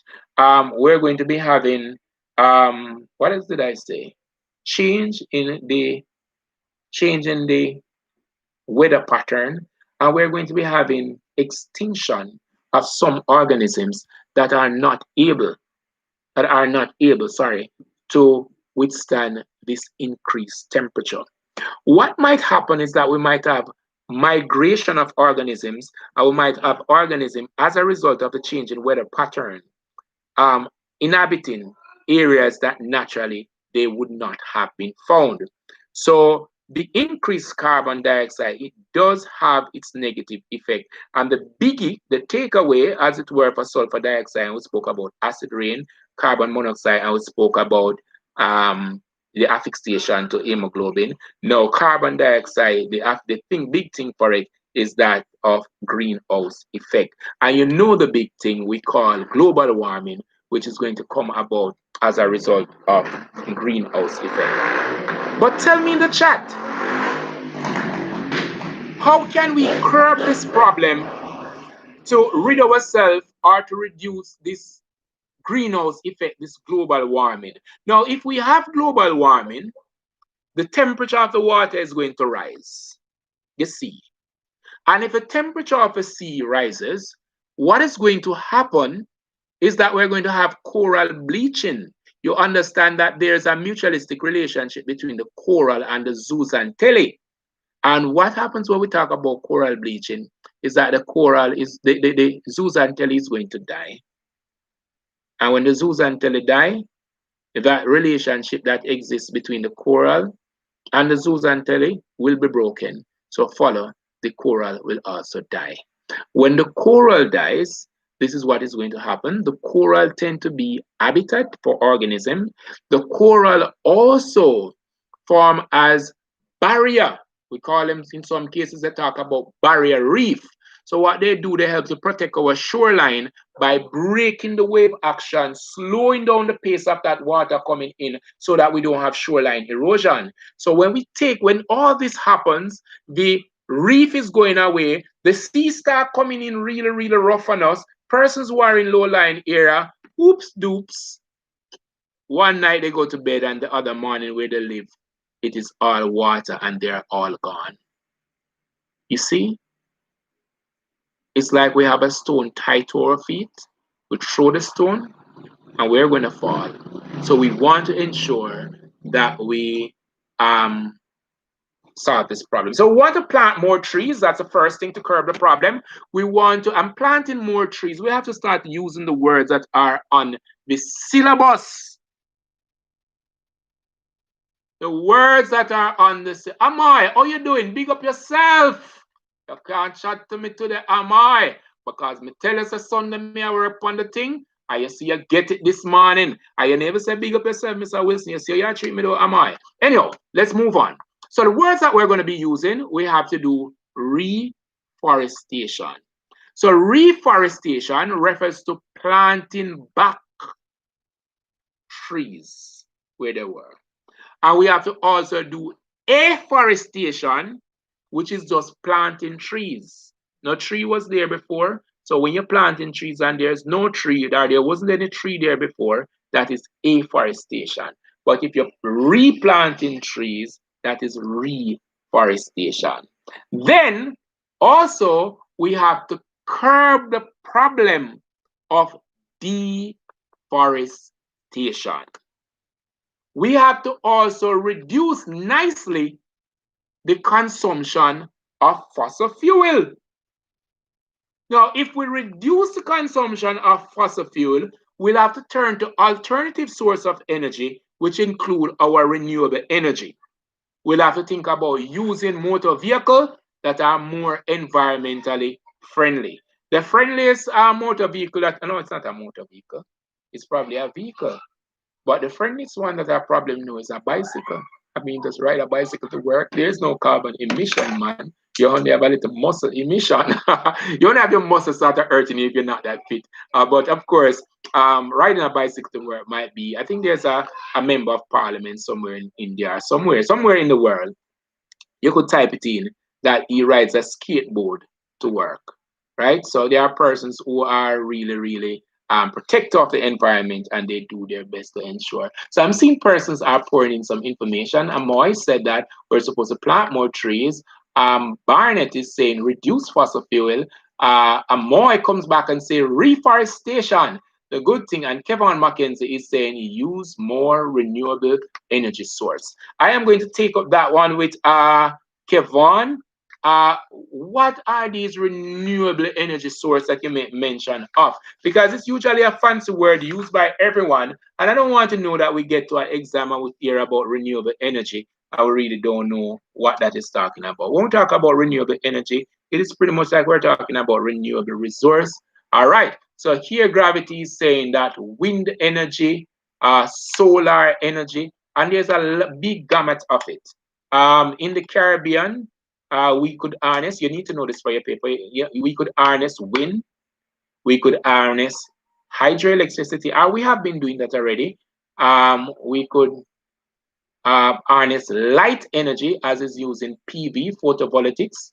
We have the wind that comes from wind turbine. With water, we have a whole lot coming from water. We have hydroelectricity, we have tide electricity. And just let me clear up something with tide electricity. You see, with hydroelectricity, you have potential energy here. The water is sitting on a dam and it flows over to turn a turbine. That is no kinetic energy. With tide energy, it depends on the sea going up and down, high tide, low tide, and they have some things like pedal. You could YouTube it, and that is how it works. With wave energy, it works this way. So tide energy would be more like vertical, and wave energy is more like horizontal. We have geothermal energy as well. That is something that is coming from hot springs and geysers. But in the Caribbean, the biggie for the most popular one for us is going to be solar, hydroelectricity, and wind. There's also biomass, which is a form of energy. In some cases, we are using algae. Some cases, we are using sugar cane, that type of a thing. But of course, as much as possible, let us try to reduce the amount of burning and the carbon emission, carbon, sulfur, and whatever else I said you can recall. Type it in the chat for me. I like to do that. I do it to see if you are paying attention. So we look there at pollution. A lot was said there. A whole lot was said there. I do hope that you can remember. I suggest that you listen to the tape again. And once you would have listened to the tape, and if you look in your books, you should be able to treat with a lot of what I have said. Looking around you, I did make mention of something. At some point did I tell you about air pollution? I was telling you about air pollution. I didn't tell you about Smoke. I want to tell you about smoke. It's not on my list, but I want to talk about it. All right. So with smoke, smoke is a suspension. For those persons who are doing basic chemistry, smoke is a suspension. Particularly, it is a colloid, like toothpaste and paint. It is a colloid. So smoke is really solid particles. And I made mention of that when we spoke about the car and the top of it being black. Smoke is solid particles coming from the burning of fossil fuel. And what happens with smoke is that it eventually uh, uh, forms suspended particles in the air. In some cases, on a hot day, a bright day, you might be looking in the distance and you're seeing something looking more like a yellowish color. It's called H-A-Z-E, haze, and then you have also smog, which is formed from smoke. You could read more on that. To deal with these things, we need to use catalytic converter. We need to use scrubber in order to trap these solid particles. That's what I have for that.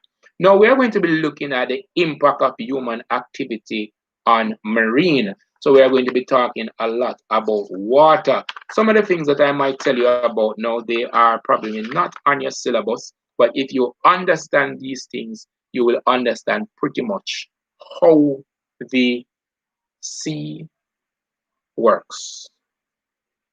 So before I get into my notes, there are sometimes when I'm preparing notes and I don't remember everything that I want to write on the script, but when I start to teach, the things start out nice. All right. Ram Logan, big up yourself. I got those things and they are helping me a whole lot. It's helping the students. A whole lot of students inboxed me today. They were very happy. I didn't know that this HSB paper seemed to be so scarce.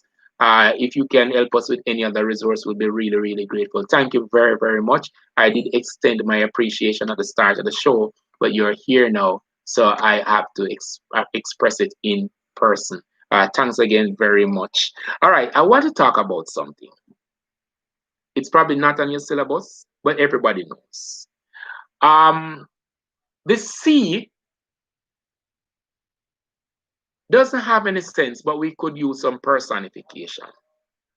The sea is this thing that will take up the sun from Trinidad, and it might carry the sun come leave at Jamaica. And it banks it in what we call sand dunes.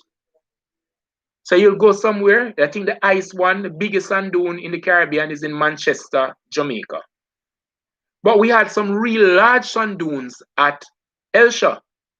Follow me now. Those persons who are in Jamaica, follow me. We had some real large sand dunes in Elsha. And what it means is just pile of sand from the sea, way up in the air. And you are like, how did sand reach here? It is from the sea. When the sea get rough, it just come bank the sand there, so it put it down there and say, go and stay here, so may I come for you later. And what persons tend to do, the sand dune is over here, where my hand is, and then you have persons who will come now and they will build up squatter settlement in front of the sand dune. Now remember, the sea did put down the sand there and said that I am coming back for the sun. When the sea ready one night and come for the sun, you know what the sea is going to do? The sea won't tell those squatters, excuse me. It's going to take both them and the sand. Now, these sand dunes are very, very important because they will help to prevent shoreline erosion. And the sand dunes also serve as habitat for some of the aquatic organisms like fish and not fish, sorry. Fish don't live on land, like crabs, right? And you might have other terrestrial organisms that live on the sand dune. And then the sand dune, the sun will go back down and ensure that your beach line is protected.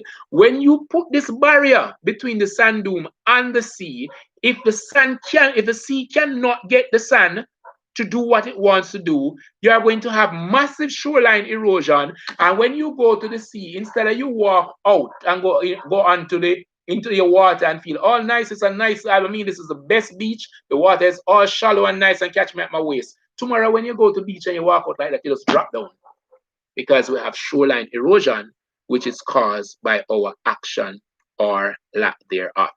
I'm going to be talking a little bit about mangrove now, which is on your syllabus. Sand dunes are not on your syllabus at this level, but of course you need to understand when you go to the beach and you see this whole heap of sand behind you, don't go take it up and say you're going to throw it anywhere or anything like that. The sea soon come back for you. The sea remember said put it there.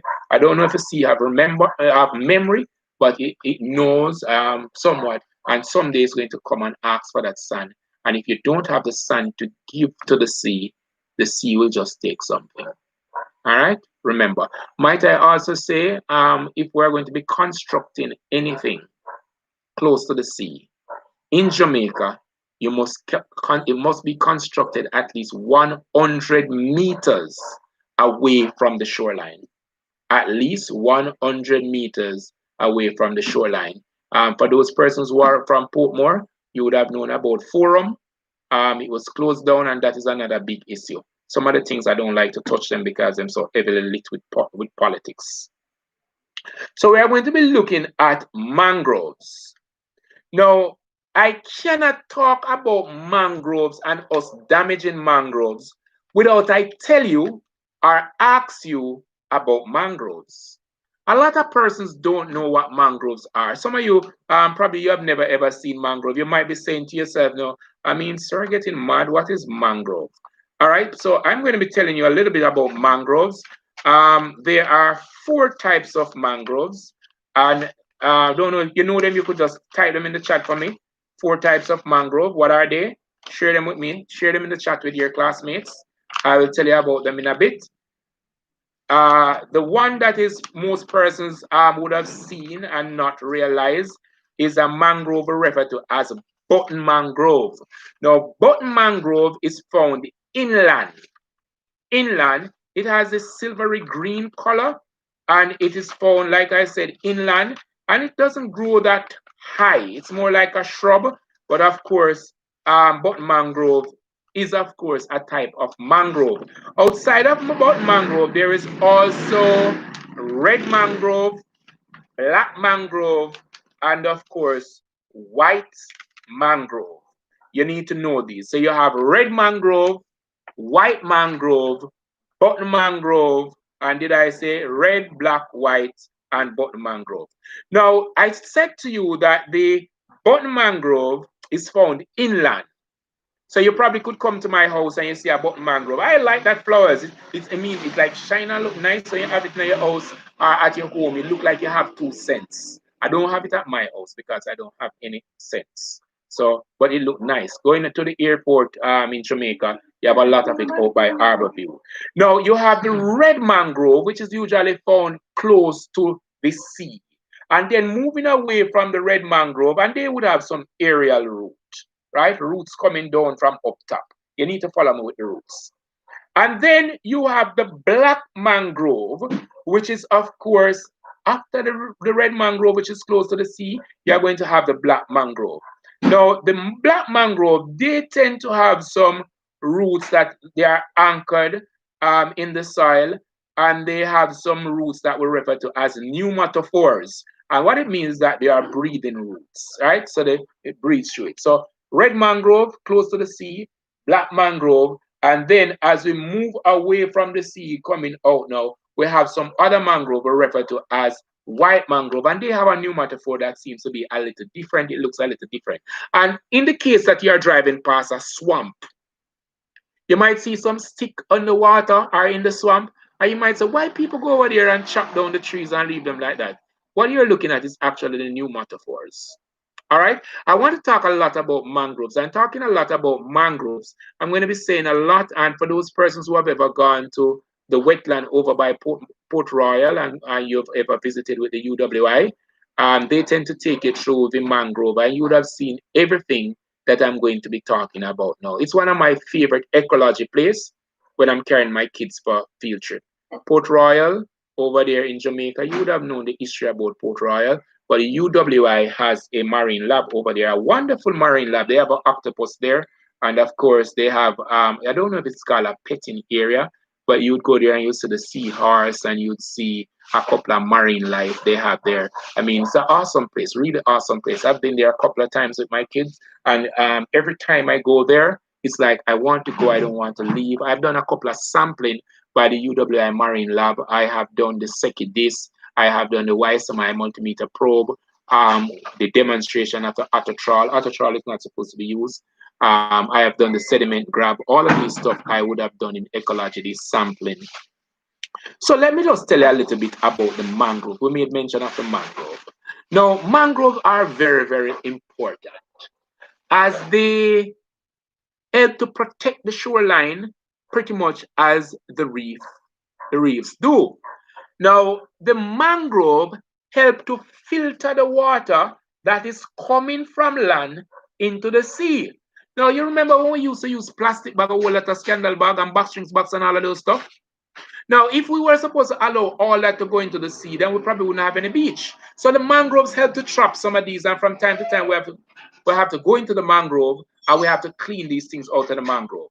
But outside of being a filtering area for water coming from land to sea, the mangrove is also a nursery area for fingerling, baby fish. And there are some fish that when they want to I don't know, the layer or something, offspring or something like that. I hope that I'm saying the right thing now. They would go into the mangrove to, of course, have their offspring.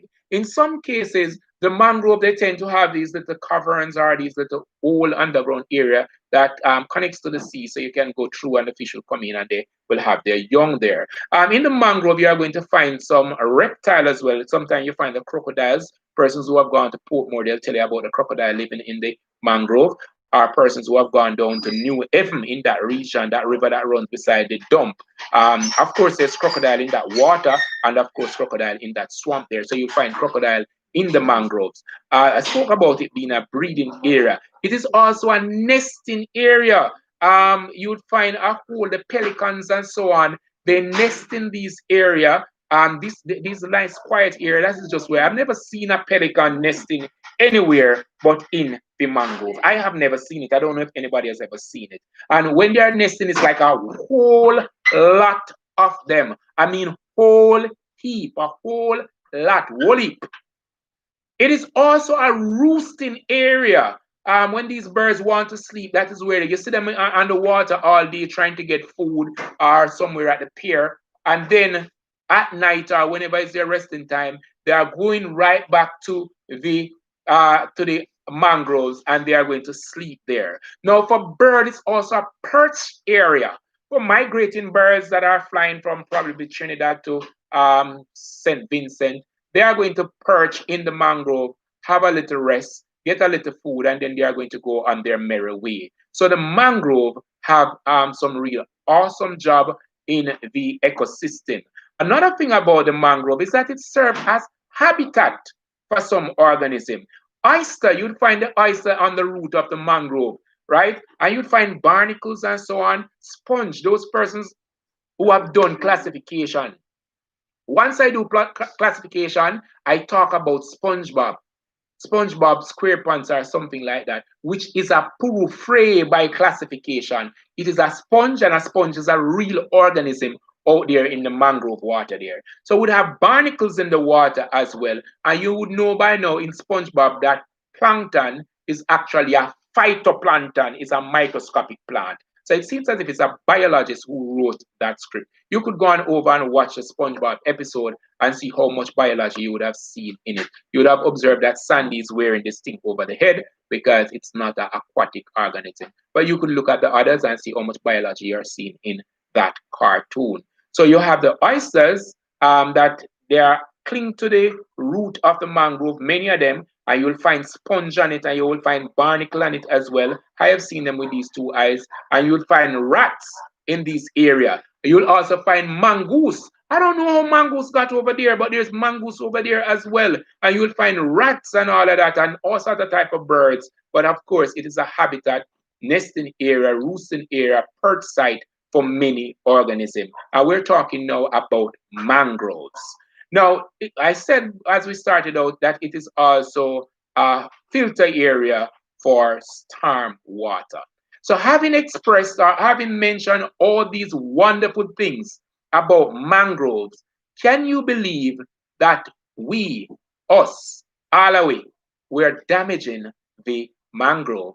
And if we've damaged a mangrove, you'll understand the ecological strain that we would have placed on the ecosystem. Now, we're damaging the mangroves to dumping. Oh, I need that piece of land. I mean, I think a nice skyscraper could be there, and the Eureka, they dump it up, become a dump site. Then they erect a large building. So they use it for building and they just dump garbage on them and all that stuff. They don't see the importance of the wetland. It shouldn't be there. It's unsightly. I am going to use it for some economic good. That's what they say. It is heavily polluted by all sort of pollutant. You can check your textbook and look at the many types of pollutant, from sewage to heavy metals to stormwater runoff to heavy siltation, all that the the mangroves, they are affected by that. We are losing habitat as persons go into the mangrove and they cut down the mangrove for firewood. In some cases, they are using it to make fish pot. I was told, I don't know. The mangrove, it served in some cases as store area, and as persons pass through the mangrove, they are collecting organisms, and that is of course affecting biodiversity. Persons are hunting in the mangrove. When you go to the mangrove, you'll see a little man picking off the oysters and all of that. And him really not really matter about it. Him just a pick some oysters to go sell them. And chop off the root of the and so him just chop off the root of the mangrove and chop off the root and him just never stop chop so till one day him gonna know oysters is there. And that type of thing. So we have to actually educate persons in all that we do. That is always something that we have to do to ensure that we curb all these ill. There are persons who are actually fishing in the mangrove, and we're saying that in the mangrove, in most cases, you are going to find some organism that they're in their juvenile stage, and you really don't want to take them from the mangrove, but there are persons who are doing that. Persons are using the mangrove as firewood. So they go and they cut out the mangrove, they put it down to dry, and they use it as firewood. So we're using the mangroves. We're using the mangrove for that. And in some cases, they just set the mangrove on fire, burn it so that, of course, it can dry and they'll get the stick for whatever they want to use it for. I don't know. So we have to put measures in place for the conservation of these areas. So far, we have the Ramsar agreement, which protect these wetland. You could just go online and type in the Ramsar agreement, and of course, you'll see the Ramsar sites across the Caribbean and across the world. All right, so we're going to be looking at marine. And when we talk about marine, it's going to be sea. So I'm going to be telling you a little bit about the sea as we move on with the lesson. So we spoke about sand dunes, then we spoke about mangrove, and now we are getting into the sea. All right. So when we get into the sea, the first resource that is being affected is the fish. We're overfishing, and in overfishing, we are using dynamites. In some cases, persons are using trawls. In some cases, we have drift nets that are causing the death of organisms. In some cases, we are disobeying the rules and we are diving with ear tanks. In some cases, we are fishing for organisms outside of the season, as it were, for oysters. In some cases, we are harvesting fish that are way too small. In some cases, we are not obeying the size of the net that should be used when we're fishing. And as such, it is depleting our fish stock. Now, you could think about the many conservation methods. You could think about laws. You could think about warders. You could think about sanctuary. We had touched those in the last lesson that we did. I'm just wrapping up with the marine stuff. And the same thing applies as we have been saying before. Now that we're in the sea, we have to talk about the coral reef. And I did establish that the coral reef, they are habitat, they are breeding ground, and they break the speed of the wave, thus protecting the shoreline. But they too are having their own ill experience as a result of man. There is, of course, collection of coral. Persons collect coral and they sell it. There is also dynamiting for fish, and that is also destroying the coral. There is pollution from fertilizer, sewage, and of course municipal runoff, and the list continues and continues and continues. There's also increased sea temperature because of global warming, because of hot water that we have released, and of course I spoke about coral bleaching, which is of course affecting the coral.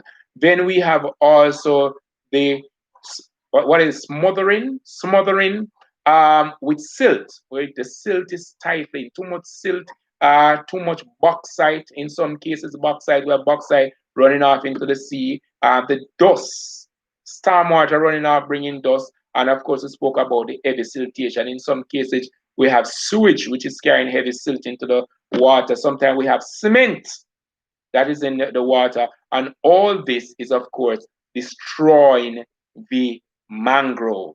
Now we have ship, the anchor being they're anchoring the ship in the water, and that too is damaging the mangrove. And we can't forget hurricane.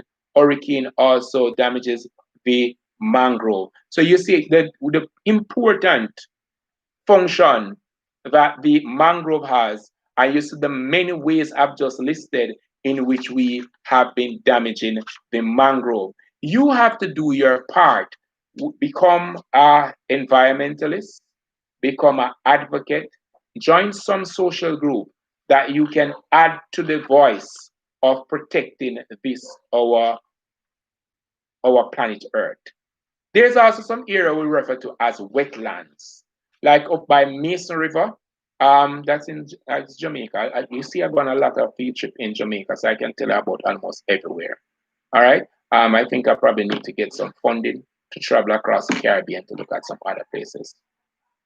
The wetlands, they too are being dumped. The wetlands, they are being polluted by all the same things that is polluting all the other water body. They are affecting, except the ship and the anchor, it's affecting the wetland. A man see a little place with some water, and him just dump it up. Oh, you know, I could have built a nice little shop right here. So, you know, I need to have a little farm right here. So, and it happens, and we lose that land. Now, this area, they are, you know, that they serve as breeding ground for animal, perch site, and all of that, habitat, and so on. So, it's been damaged for farming, for settlement. Don't even talk about the noise pollution that causes birds to miss their mating call, right? Hunting. Persons go in these areas to hunt, to find whatever they are looking for, whatever organism they want to find. They hunt and they damage the area. There's also overfishing of these areas. So the list go on and on. And of course, weather condition continues to be a real concern for these areas. Now we are on to greenhouse effect, and we've looked at greenhouse effect and what it does. Many things that we talk about in ecology is going to touch the greenhouse effect. We talk about coral bleaching, melting of ice cap, increased earth temperature, rising sea level. We have done all that already. So you see the information keep repeating and repeating. Now, if we talk about all these concerns, then the question is, how are we going to mitigate?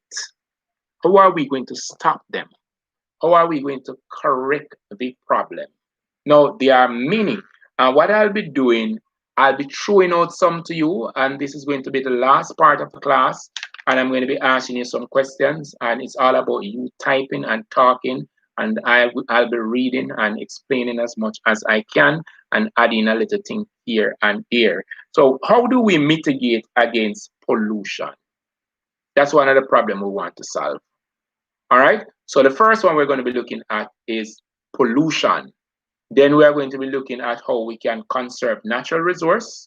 We are going to look at how we can protect endangered species and how we can, of course, conserve soil, how we can protect the soil, and how we can preserve clean water and improve land use in mining.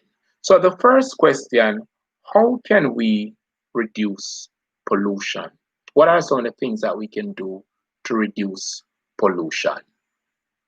So might I go first? I think the first thing that we can do to reduce pollution is, of course, to start educating people. That's the first thing I'd probably do. Start an education campaign. Start telling persons why they should not pollute. Start telling persons about the effects of pollution. Start showing persons their place within pollution and protecting the environment. Sir, by reducing our production of waste. All right, so one, we want to, how do we reduce our production of waste? Kevin, what do you suggest that we do? Amoy. So Amoy saying for pollution, we can start recycling. That's a big, nice one. That is what the exam wants to hear. So you want to recycle. You want to improvement of the environmental laws or enforcement of the environmental laws. We want to reuse, and those are going to help us to reduce pollution. Continue. We want to ensure that we treat sewage properly before it is released in the environment. Anything else we want to do? Anything else? Oh, you have forgotten. We want to use renewable energy. Remember that? We're getting some good ones here, you know. We want to use renewable energy. Because remember the burning of fossil fuel, renewable energy. We're not going to beat around the bush now. We're going to talk the things as it should be spoken.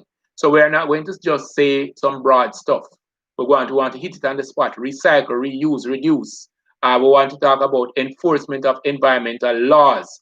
These are things we're hitting on the spot. We want to talk about, I don't see anybody talk about renewable energy. We're not going to use any renewable energy to reduce pollution. I don't understand. I don't see anybody talk about treating sewage. You're going to continue to release raw sewage in the water? Let me know, you know, I am listening to you.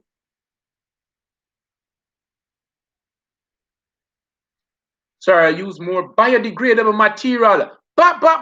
Big thing. Use more things that are biodegradable. Where you get that big word from, youth? Enough respect. Nice word that. That's what the exam wants to hear. Now you're talking, Kevin. All right. Anything else? We want to encourage composting. Big thing. Encourage composting. You really want to be in this lesson where the students are teaching. You want to, of course, ban the disposal of garbage in river and swamp and sea. You want to ensure that you don't have any illegal sand mining either. Because when you illegally mine the sand, you know what happens? It experiences tragedy at the common, and then all the sand now end up down at the sea and flood out and all of that. All right.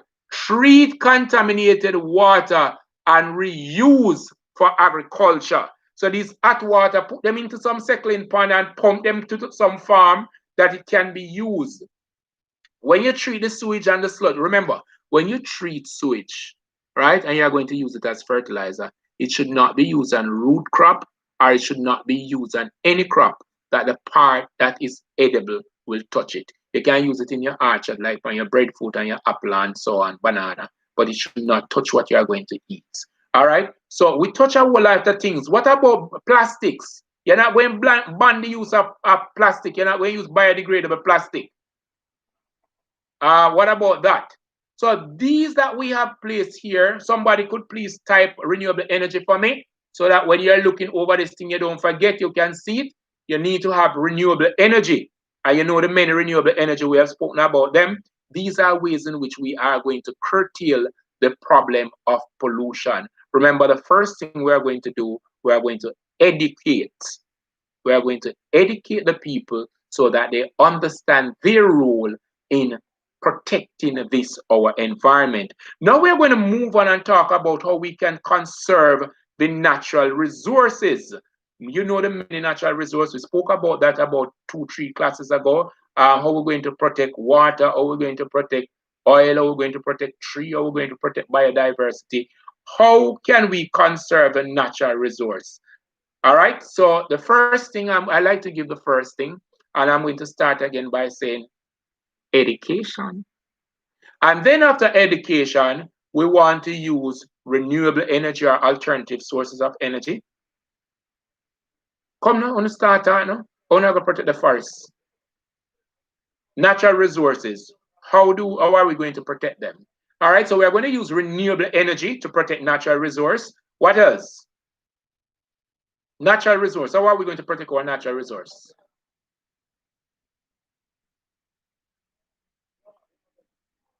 I'm listening. I'm listening. This is a conversation between us all.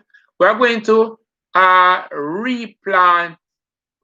All right. Remember, when we're not going to say going to replant trees, we're going to use a word that is in the syllabus. So we're going to do reforestation, and it's mean the same thing, replanting trees. And so we're going to replant trees, natural reserve.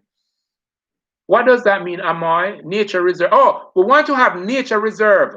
Very good. So we are going to have these protected areas that you can't go there and do anything, right? This is just left there for good reforestation. Very good. So we need to have some reserves. We need to have afforestation. We need to have some parks. We need to limit or control deforestation. Stop persons from cutting down, put in some law, you have to have a license to use. Zoning laws, very good. So you can't go over there to do that, and you can't. We're getting some nice thing here, so we're not going like a me alone have the answer. All right, what about recycle, reuse, and reduce? Those are always conservation method, those are always method in which we use to correct some of the environmental ills that we have. So we have to conserve natural resources. These are the list of stuff that we need to do. Remember, you must add recycle, reuse, and reduce. All right, I think you did an awesome job there. Give yourself a round of applause. You have been doing wonderful so far. Wow, I love this class today. Now, how do we protect endangered species? Sometimes I wonder if men are endangered species. I think we should be on the list of endangered species, and I'm going to tell you why. Please don't write this on your exam paper, because I think we have about 3 to 1. That's a population of women to man. I think we could check this. You could check it and tell me in our next lesson what's the ratio of male to female being born or as adult, right? And then when I go to school, in my class, you probably have 2 boys and 30 odd girls, and when you go to prison, you have way more men than women. So I think that men are at a disadvantage, and we might have to put them on the list of endangered organisms. I don't know. I don't know. Probably in your time when you become a parliamentarian in whatever country you are in, you might say, hey, we need to look at men because we have been overlooking men. And I think that men are really, really vulnerable. Our boys are vulnerable. Our boys are sort of hanging on to things a little slower than the girls. So we need to put some more interest in our boys because they are endangered species now. We're losing the boys. All right. So we need to look at that. It's not something to be written on your exam paper, but as environmentalists, when we're arguing, we're going to argue for all organisms, not just for those who can't talk. Right? All right. So we're going to look at how we protect endangered species. How do we protect endangered species? Let me hear what happened now. All right, so the first thing I'm going to go with, it's going to be education. After education, you are going to ensure that you have parks. You are going to ensure that you have zoning, as Gravity would have said. You are going to ensure that you have sanctuary. These are something you make sure you have. We talk about sanctuary breeding ground, and of course, ban killing these stuff. Enforce the law. Let the penalty be such that persons will remember. Another thing is that probably we need to advertise more with the education stuff. Put this thing in front of person. Hey, this organism is protected. Nobody should do this to it or nobody should do that to it. Most persons don't know that the American crocodile is protected in Jamaica. When they see the American crocodile, they see an enemy. And as such, they harm the organism.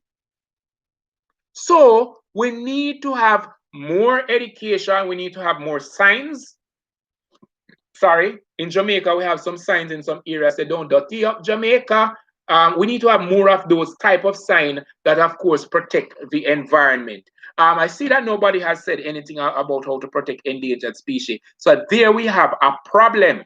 Because if we have a class and persons don't know how to protect endangered species, then it is fair to say that we might not even know what these endangered species are. So in some cases, we have to reduce or not use some of the chemicals that we're using because they are affecting endangered species. We have to ensure that we don't go and trouble the swamp, we don't want to go and trouble the wetland, we don't want to go and trouble the mangrove, because when we do that, we are losing organism.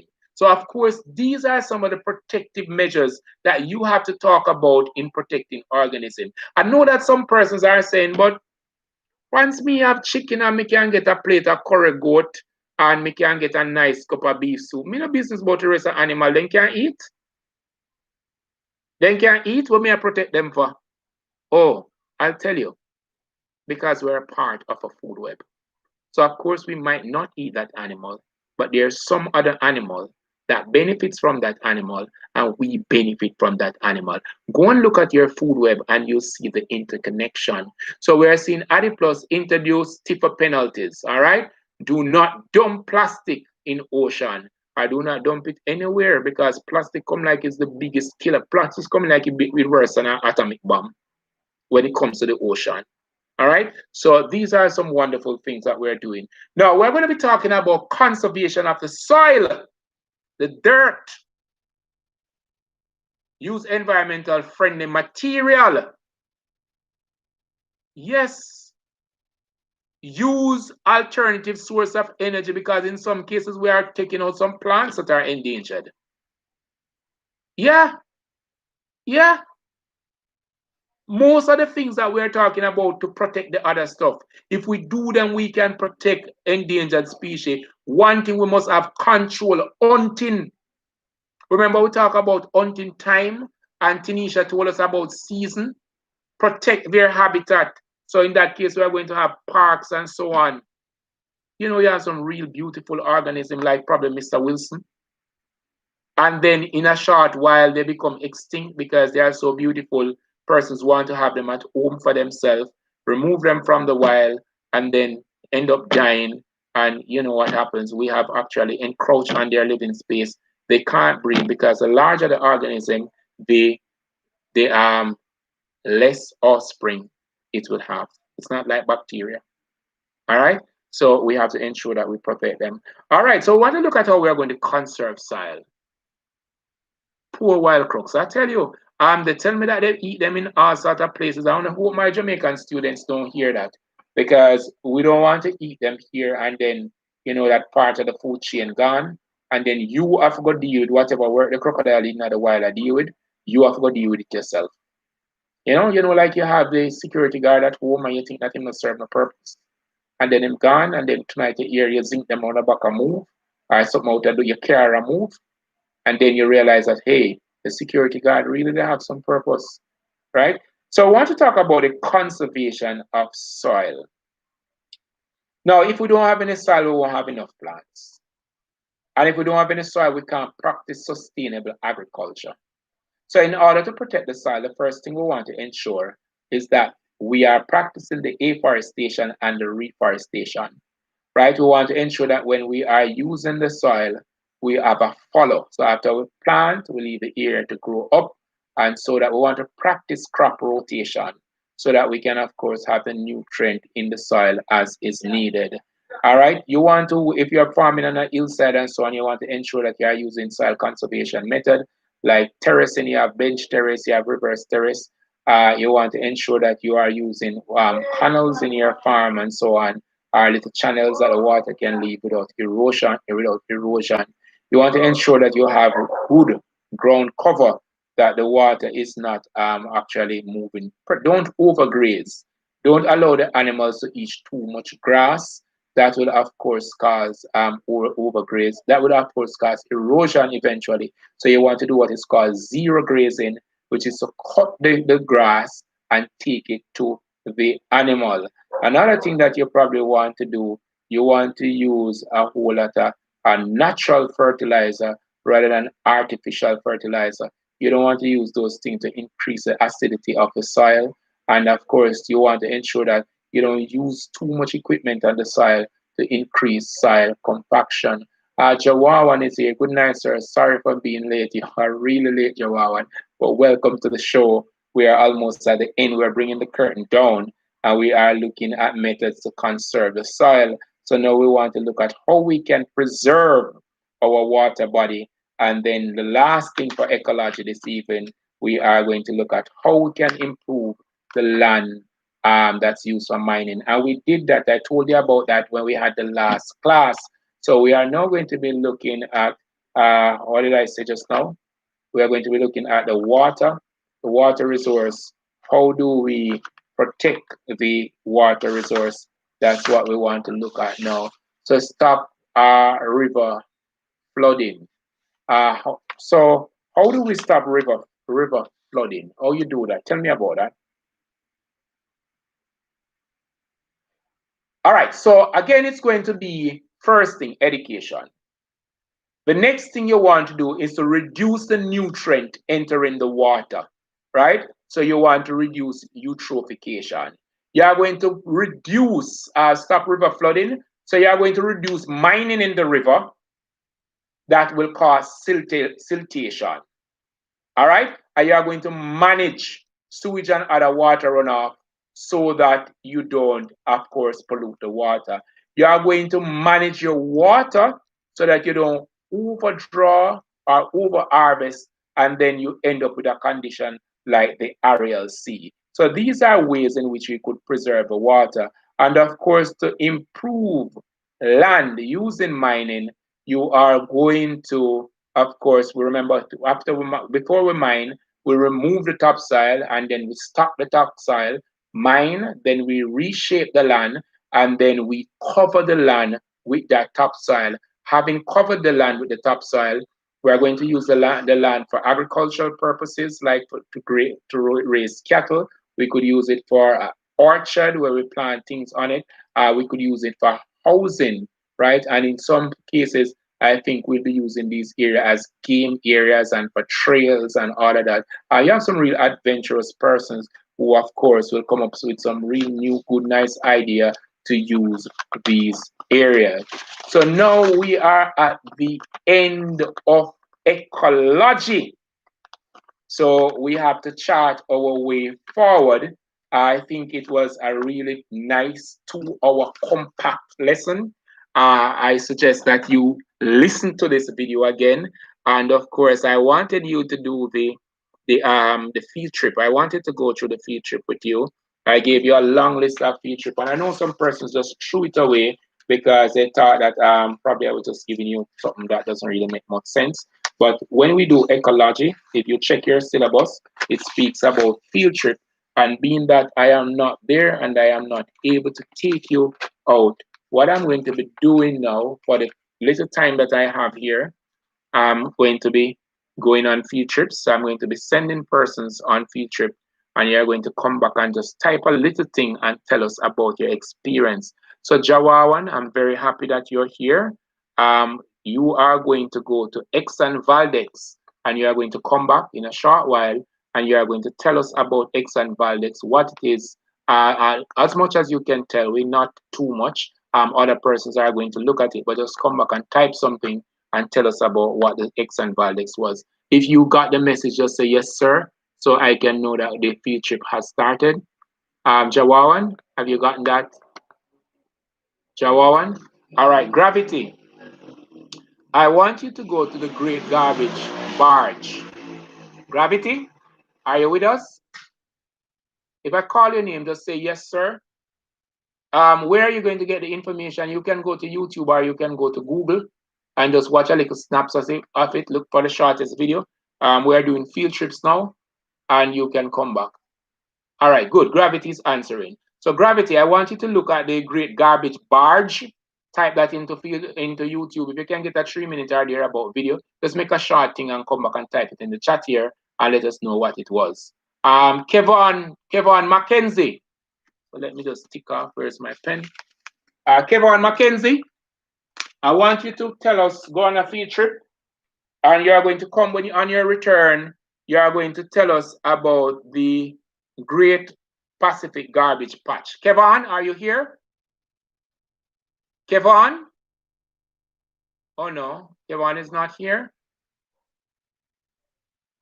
Amoy. Amoy?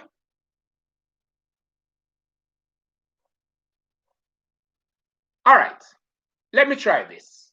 Volunteer yourself. Just say yes, sir, and I will give you a task. All you need to do is to go to YouTube. It's a field trip. Okay. Okay, Jawawan is out there working. All right, good. So Jawawan, you got your topic. All right, so Amoy, I want you, just let me take these off. You're going to come back and tell us about it. So we have done, who is doing the Great Pacific Garbage Patch? The Great Pacific Garbage Patch, I'm sure I did send that out. Kevon, all right, so Kevon Mackenzie, Great Pacific Garbage Patch. Garbage barge is out already. I want to give you something that is pretty much intimate to what you are doing.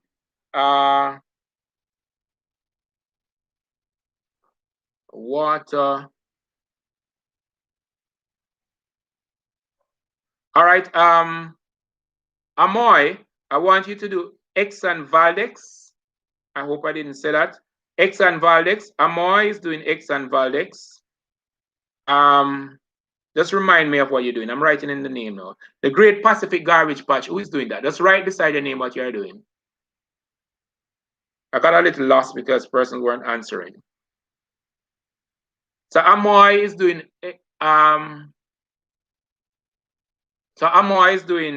X and Valdex. That is the oil spill. All right, good. That the captain leave the boat and give him subordinate. Who is doing the Great Pacific Garbage Patch? Great Pacific Garbage Patch. I realize that persons are going away now when we have field trip. All right, so let me just call some names if you are here. Barnett. Barnett, could you visit Elgate for me and come back and tell me what it is? Adi Plus. Could you tell us what is the diet of a panda bear? The diet of a panda bear. Shakila Lewis. Could you tell us about that tsunami? That that Boxing Day tsunami. I don't remember what year it came.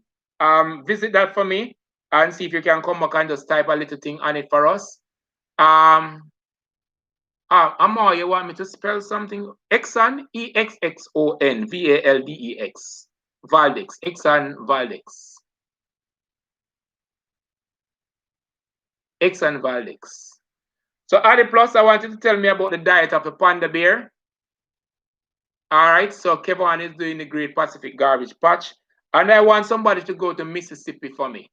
Let me see who I can send to the Mississippi. You know who I should have sent to Mississippi?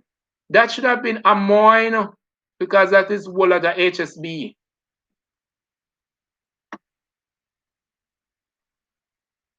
All right, who else do we have here?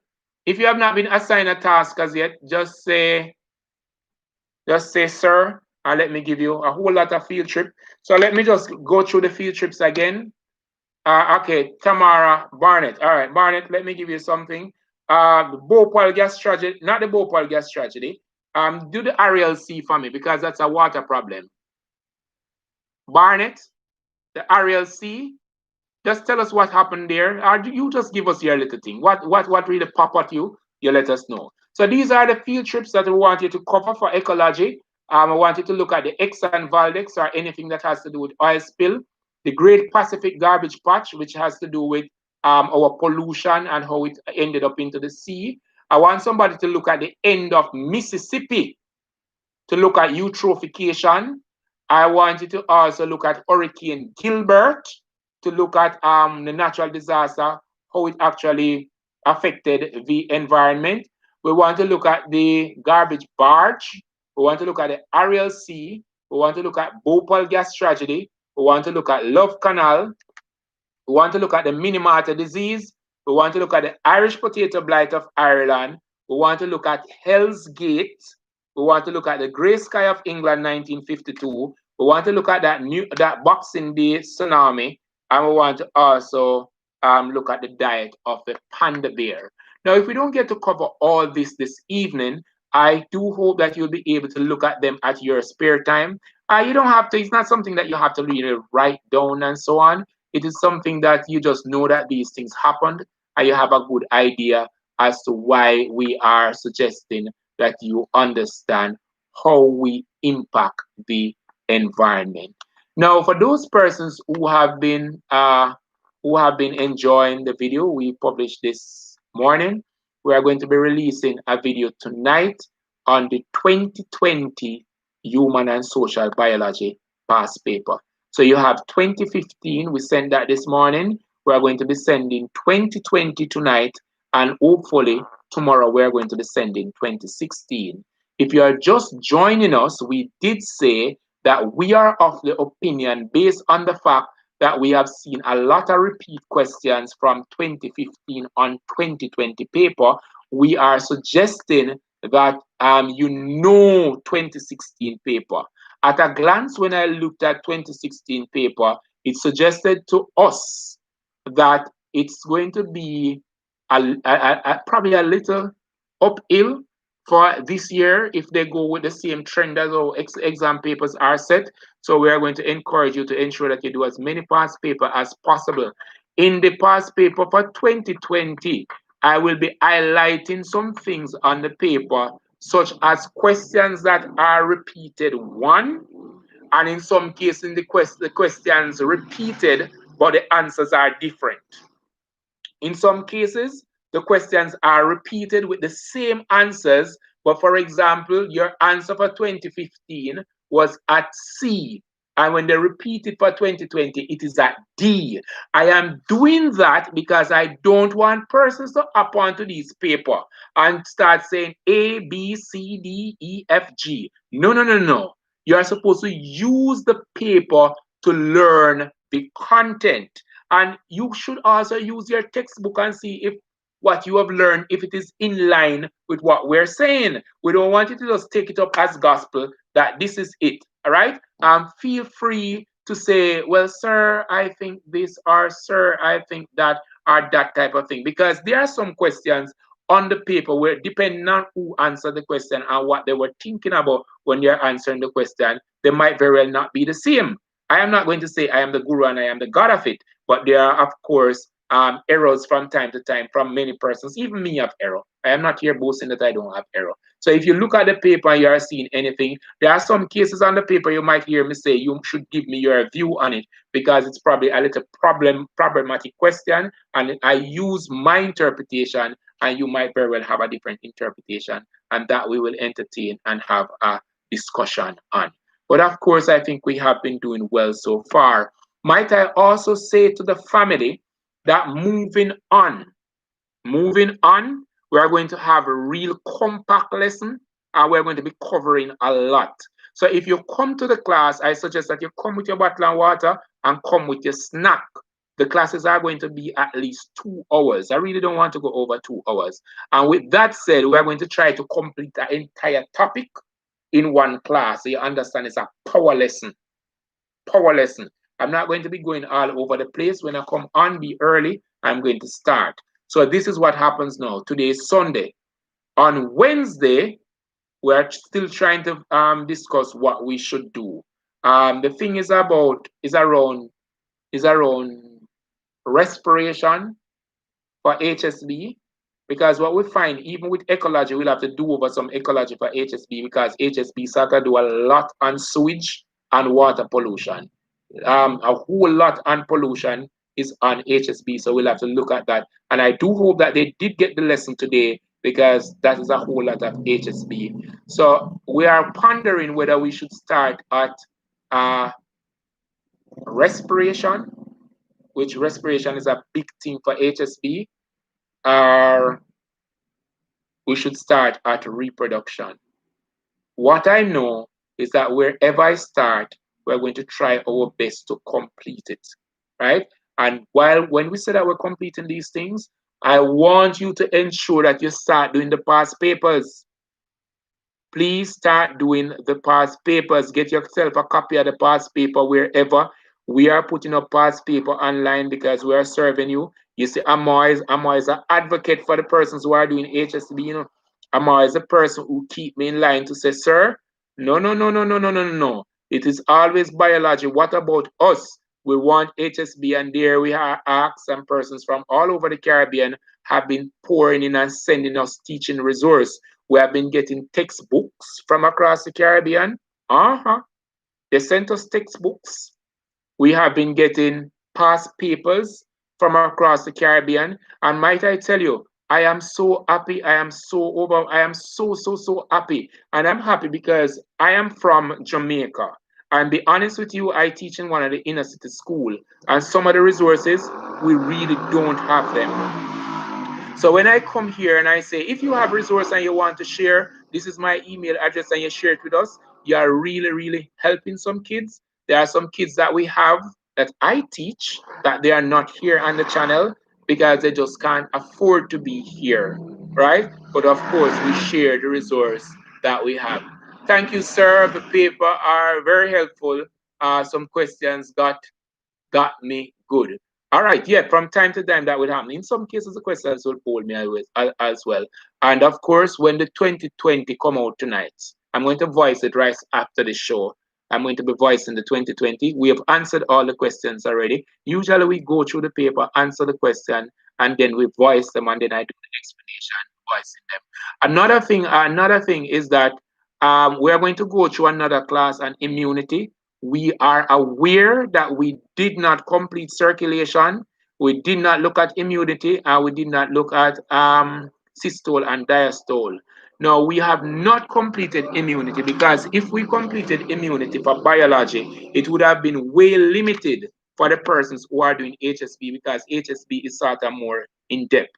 One other thing I want to clear up about these two exams, you see, um, for some schools, they tend to sell this idea to kids. That is the don't split them do HSB. No, let me tell you something. HSB and biology is two different subjects. They have two different aims. They might cover a lot of content that is similar, but the intent of the outcome is different for the two set of students. So it is not, HSB is not a watered down version of biology. Get that clear. HSB is not a subset or a watered down version of biology.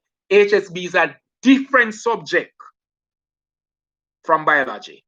Yes, we cover a couple of things in the subject, but you wouldn't call accounts maths, but you use numbers in accounts. You wouldn't call physics maths, but you use mathematical formulas in physics. So it's the same thing. HSB and biology are two different subjects. And those students who are signing up for HSB, because the concept is that it is an easier subject and it is a subset or a watered down version of biology, take it from Mr. Wilson. I've been teaching for a number of years.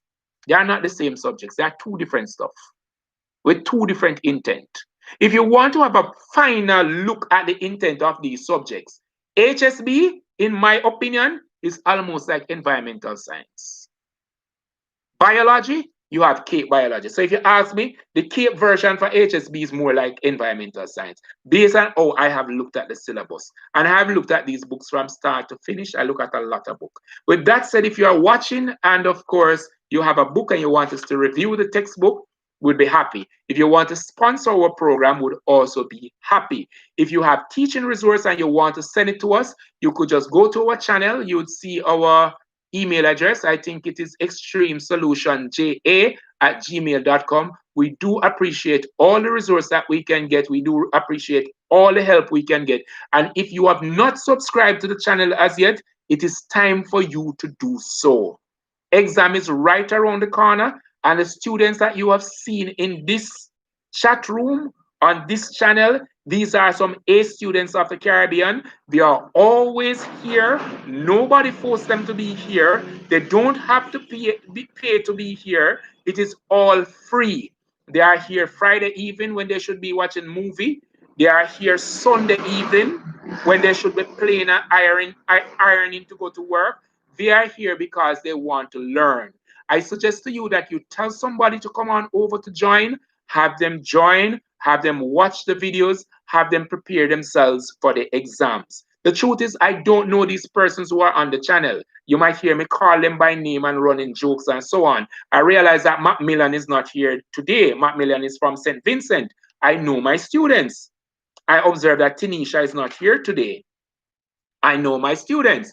So if you have not yet subscribed, please subscribe. If you can call a friend and say subscribe, call a friend, subscribe, get them to watch. The HSB, they are coming out. I got some paper from Trinidad over the weekend, and we've been working on the papers. Remember I said when we started out, we had none. And then Amoy sent me some paper, and then I think Jawawan sent me some paper, and then I got some other paper from Trinidad. I got some textbook from Trinidad, and all these things. Things have been going wonderful.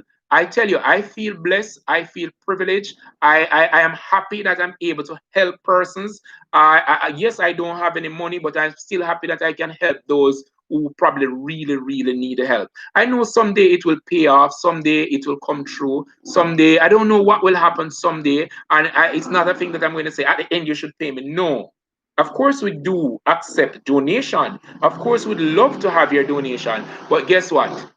We'd love for these students to pass and realize their dreams. What the dreams are, I don't know. Will it benefit Jamaica?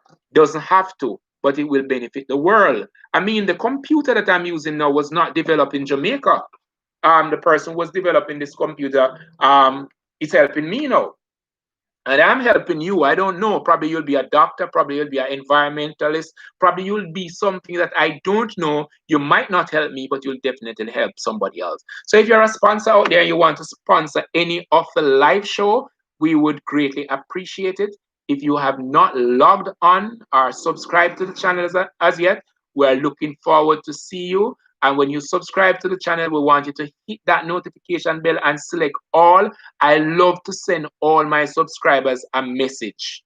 Once you subscribe and we see that you would have subscribed, we want to send you a message. We really appreciate you being here. We really want you to share the content that we are offering, right? Somebody in your class is not as strong as you are. Somebody is scratching their head and wondering what is happening. Somebody is saying that it is COVID and CXC won't come. You know what I like about these students? Even when it rains, they are out working. And these are the type of persons that we're looking for to take over our space as older folks. Persons who are committed to the cause. We know our numbers will grow. We know our number is growing. We know that there are a lot of persons who will be here shortly. Wherever you are, please share the information as much as I am sharing with you. Tell somebody about it. Tell somebody the good news. My friend from Trinidad, he said, "Wow, sir, I found the show today." And the same day, he sent us some resource that we can help you. And we didn't get the resource and sat on it and say, "Hey, you have to sign up to some program to get it." No, we started working on it and we posted, we put it up. And of course, persons have been saying, when I sent it out, when I clicked this morning, post, and when it said 95% complete and I waited to put on the thumbnail, by the time I put on the thumbnail and open it, I realized that persons was watching the video already. Persons were there waiting on it. And you know how they know that the video was there? Because they subscribe and of course they click the notification. So once they click the notification, the video that they are looking for will come out.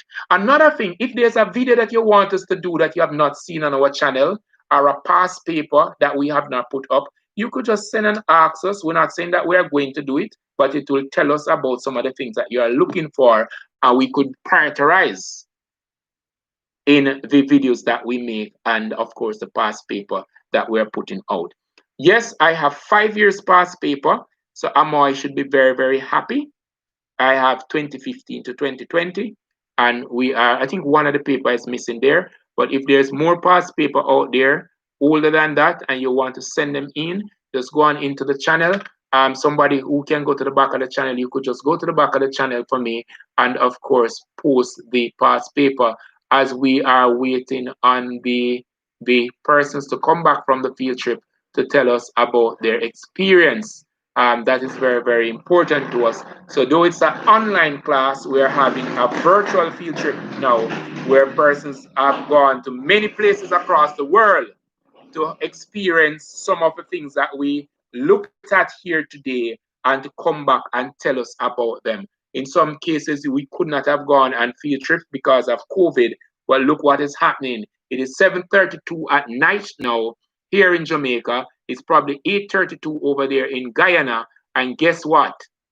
We are out on a field trip at this time. So I have Rhoda T as my latest subscriber, and I am sending her our message as we speak. So I talk to Rhoda T.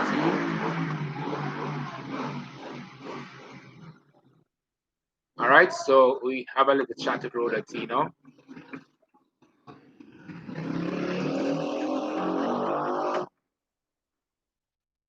So thanks so much, Rhoda T, for joining the family.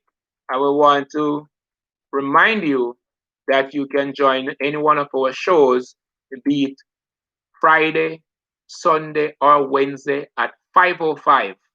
And we are covering content for HSB, biology, and in some cases, if you need some help with information technology, we'll be doing our best to send you some video on that as well. So please be with us, continue to be with us. Please share, like, and remember to subscribe wherever you are in the Caribbean. We are covering content for the CSEC biology and HSB examination. All right, and of course, if you want us to review a book for you, if you're a publisher or from a publishing house, if you want us to promote something for you, you can just send us a message. Or of course, if you want to sponsor the program or you want to share some content with our students that will benefit them in some way, shape, or form, we'll be too happy to accept and share. We are reaching about 7 Caribbean islands, and we have grown so fast that in some cases we have forgotten the many islands that we have been reaching.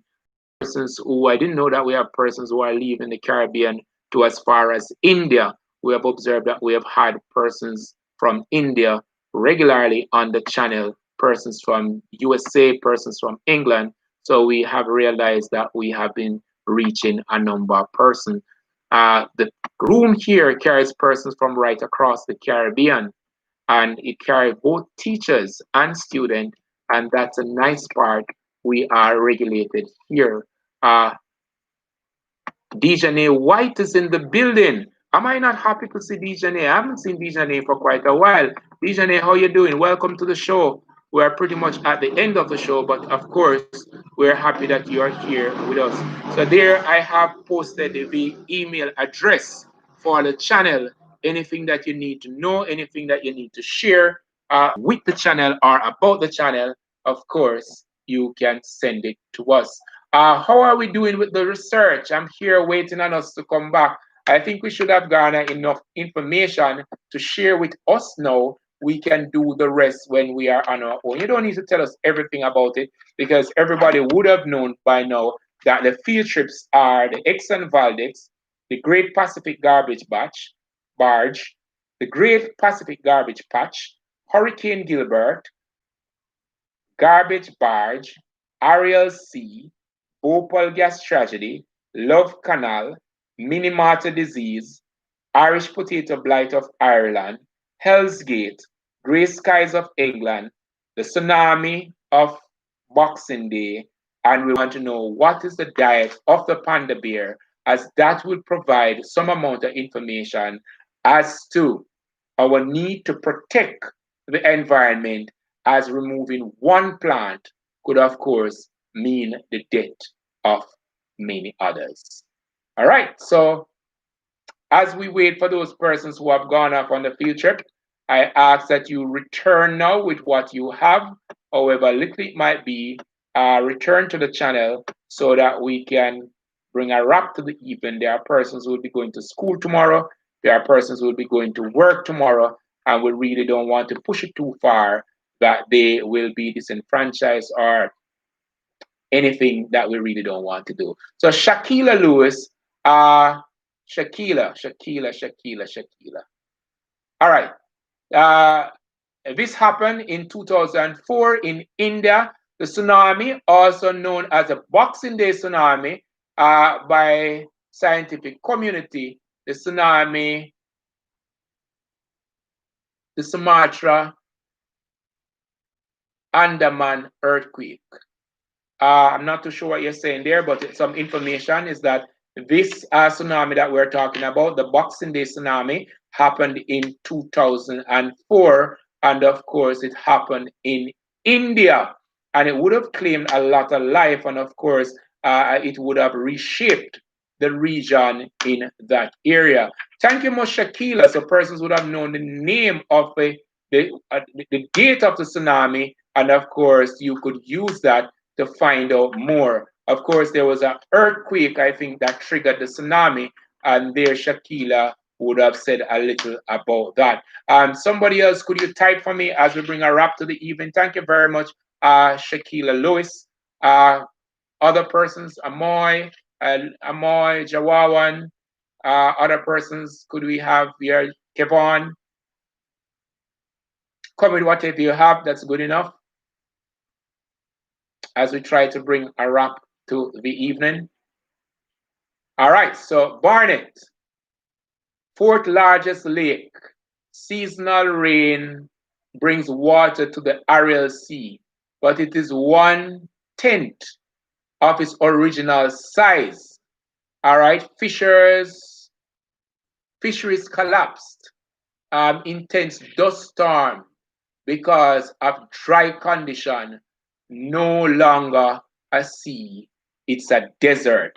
So guys, when you start to cover, the first thing you need to do is to write the name of your research. So the first thing there should have been the Ariel Sea, that at a glance persons would have known that it's the Ariel Sea. Thank you very much, Barnett. Well done. Well done, Shakila Lewis. Other persons come and we're doing field trips. We're doing virtual field trips. So these persons are, Barnett, you didn't tell us where the Ariel Sea is. I remember somebody had asked about the Ariel Sea. So you probably need to just tell us a little bit where we can find the Ariel Sea. Shakila Lewis on the 26th of December with epicenter of the west coast of northern Sumatra. Sumatra in Indonesia. So that is the Boxing Day tsunami that Shakila Lewis is talking about. I think next time around we're going to be asking Shakila to tell us a little bit about the 3Ds. How did it impact in with the ecosystem, the social impact, and the economical impact? We don't have enough time to do that this evening, but remember, once it's ecology, we want to ensure that we put that bit in the 3Ds, the environmental, the social, and of course the economical. But we're having a virtual field trip here. It is your online class, CSEC Biology, the cover page, and we're doing Mr. Wilson Biology, CSEC, and HSB Live. And we come to you from Jamaica every Friday, Sunday, and Wednesday at 5:05 p.m. You don't have to pay to be a part of this class. All you need to do is to subscribe, like, share, comment, and of course, if you haven't subscribed, feel free to just watch us on the internet as we stream live on these 3 days for at least 2.5 hours. We have students from right across the Caribbean, to include places that are outside of the Caribbean, like USA, England, and of course, we have some persons that are watching from as far as India. Amoy Lawrence is back and she is supposed to tell us a little bit about Exxon Valdez, which was an oil spill which occurred in Alaska. The oil killed and injured seabird, sea otter, harbor seal, and eventually oil from the spill affected more than 1,000 miles of coastline. Do you want a better field trip than this? Guess what? Amoy did not have to endure the temperature of the sun or the bad condition that was there, the eyesore, that thing to look or witness the death of these organisms. Oh my, we really didn't want to see that. We really regret that that did happen. But of course, we are doing our virtual field trip here on CSEC Biology, the cover page. Our students are out in the field now, and they are visiting different places across the Caribbean, across the world. So we went to India just now to look at the tsunami of 2004, and that was done by Shaquila Lewis. And then Tamara Barnett, she went to the Ariel Sea, and she told us about what used to be the fourth largest seasonal rain, fourth largest lake, and it was actually so big that it was classified as a sea, and now all that is left of it is dust. That was done by Tamara Barnett. And then we had Amoy Lawrence telling us about an accident at sea, a marine pollution that, of course, had damaged up to 1,000 miles of coastline, killing birds, sea otter, arbor seal, and of course, it left a trail of disaster. We're still waiting on the other students who are in the field. They are far and wide. They are going as deep as the hell gates to look at what was supposed to just be a little burning of fire to get rid of some gas. And ever since it was lit, the hell gate continued to blaze up to today, emitting, of course, pollutant into our atmosphere. And our students who are so able, they are tracking all these world events to look at what is happening. There are persons in the field who are looking at the Bhopal gas tragedy, the Minamata disease. Persons are looking at the diet of the panda bear just to prove to us that if we remove one plant, it might be one too much and might be having a ripple effect on other organisms. There are persons who have gone over there in England and they are looking at the grey skies of England, which took place in 1952. Of course, a lesson that we could have learned and implemented and managed when we had that gas fire in Jamaica. Not gas fire, that fire from the dump in Jamaica that caused many schools to have been closed during that time. So we're having a wonderful field trip here. I am waiting on persons to return with the field trip report from the various areas that they have visited. So we are waiting on Jawawan from Trinidad. We are waiting on Amoy from Spanish Town. We are waiting on Kevon Mackenzie from Kingston, Jamaica. And the list of persons in the field, it is so numerous. We are waiting on Adi Plus, who is going to tell us a little bit about the panda bear, the diet of the panda bear. And of course, it is a lesson that you really don't want to miss. This is probably one of the better field trips that I have been on. I remember visiting the landfill, and when I went there, the students were like, "Sir, of all the places, this is where you really took us." And of course, I said, "This is where you want to be. You will, of course, have a better appreciation of what happens to the garbage after you throw it through the bus window." So Tamara is back to tell us a little bit about where we would find the Ariel Sea. She said that it is in Central Asia. Uh, it is in Central Asia. All right, and a lot more there she would have said. She said that this happened sometime between 1950. So a lot there we have seen. I'm waiting on the other persons to return. Wherever you are with the research, could you just post your information now as we plan to wrap for this evening and get ready for the Wednesday show, and of course make that post for the human and social biology students. Of course, we're going to be getting these HSB papers out of the way, and we want to do some paper too for HSB. We'll also be doing some more papers for biology. We have done some more papers already for biology, and we want to be posted. We'll be posting them, of course, in the days to come. So you want to ensure that you have your friends like, share, and of course, subscribe.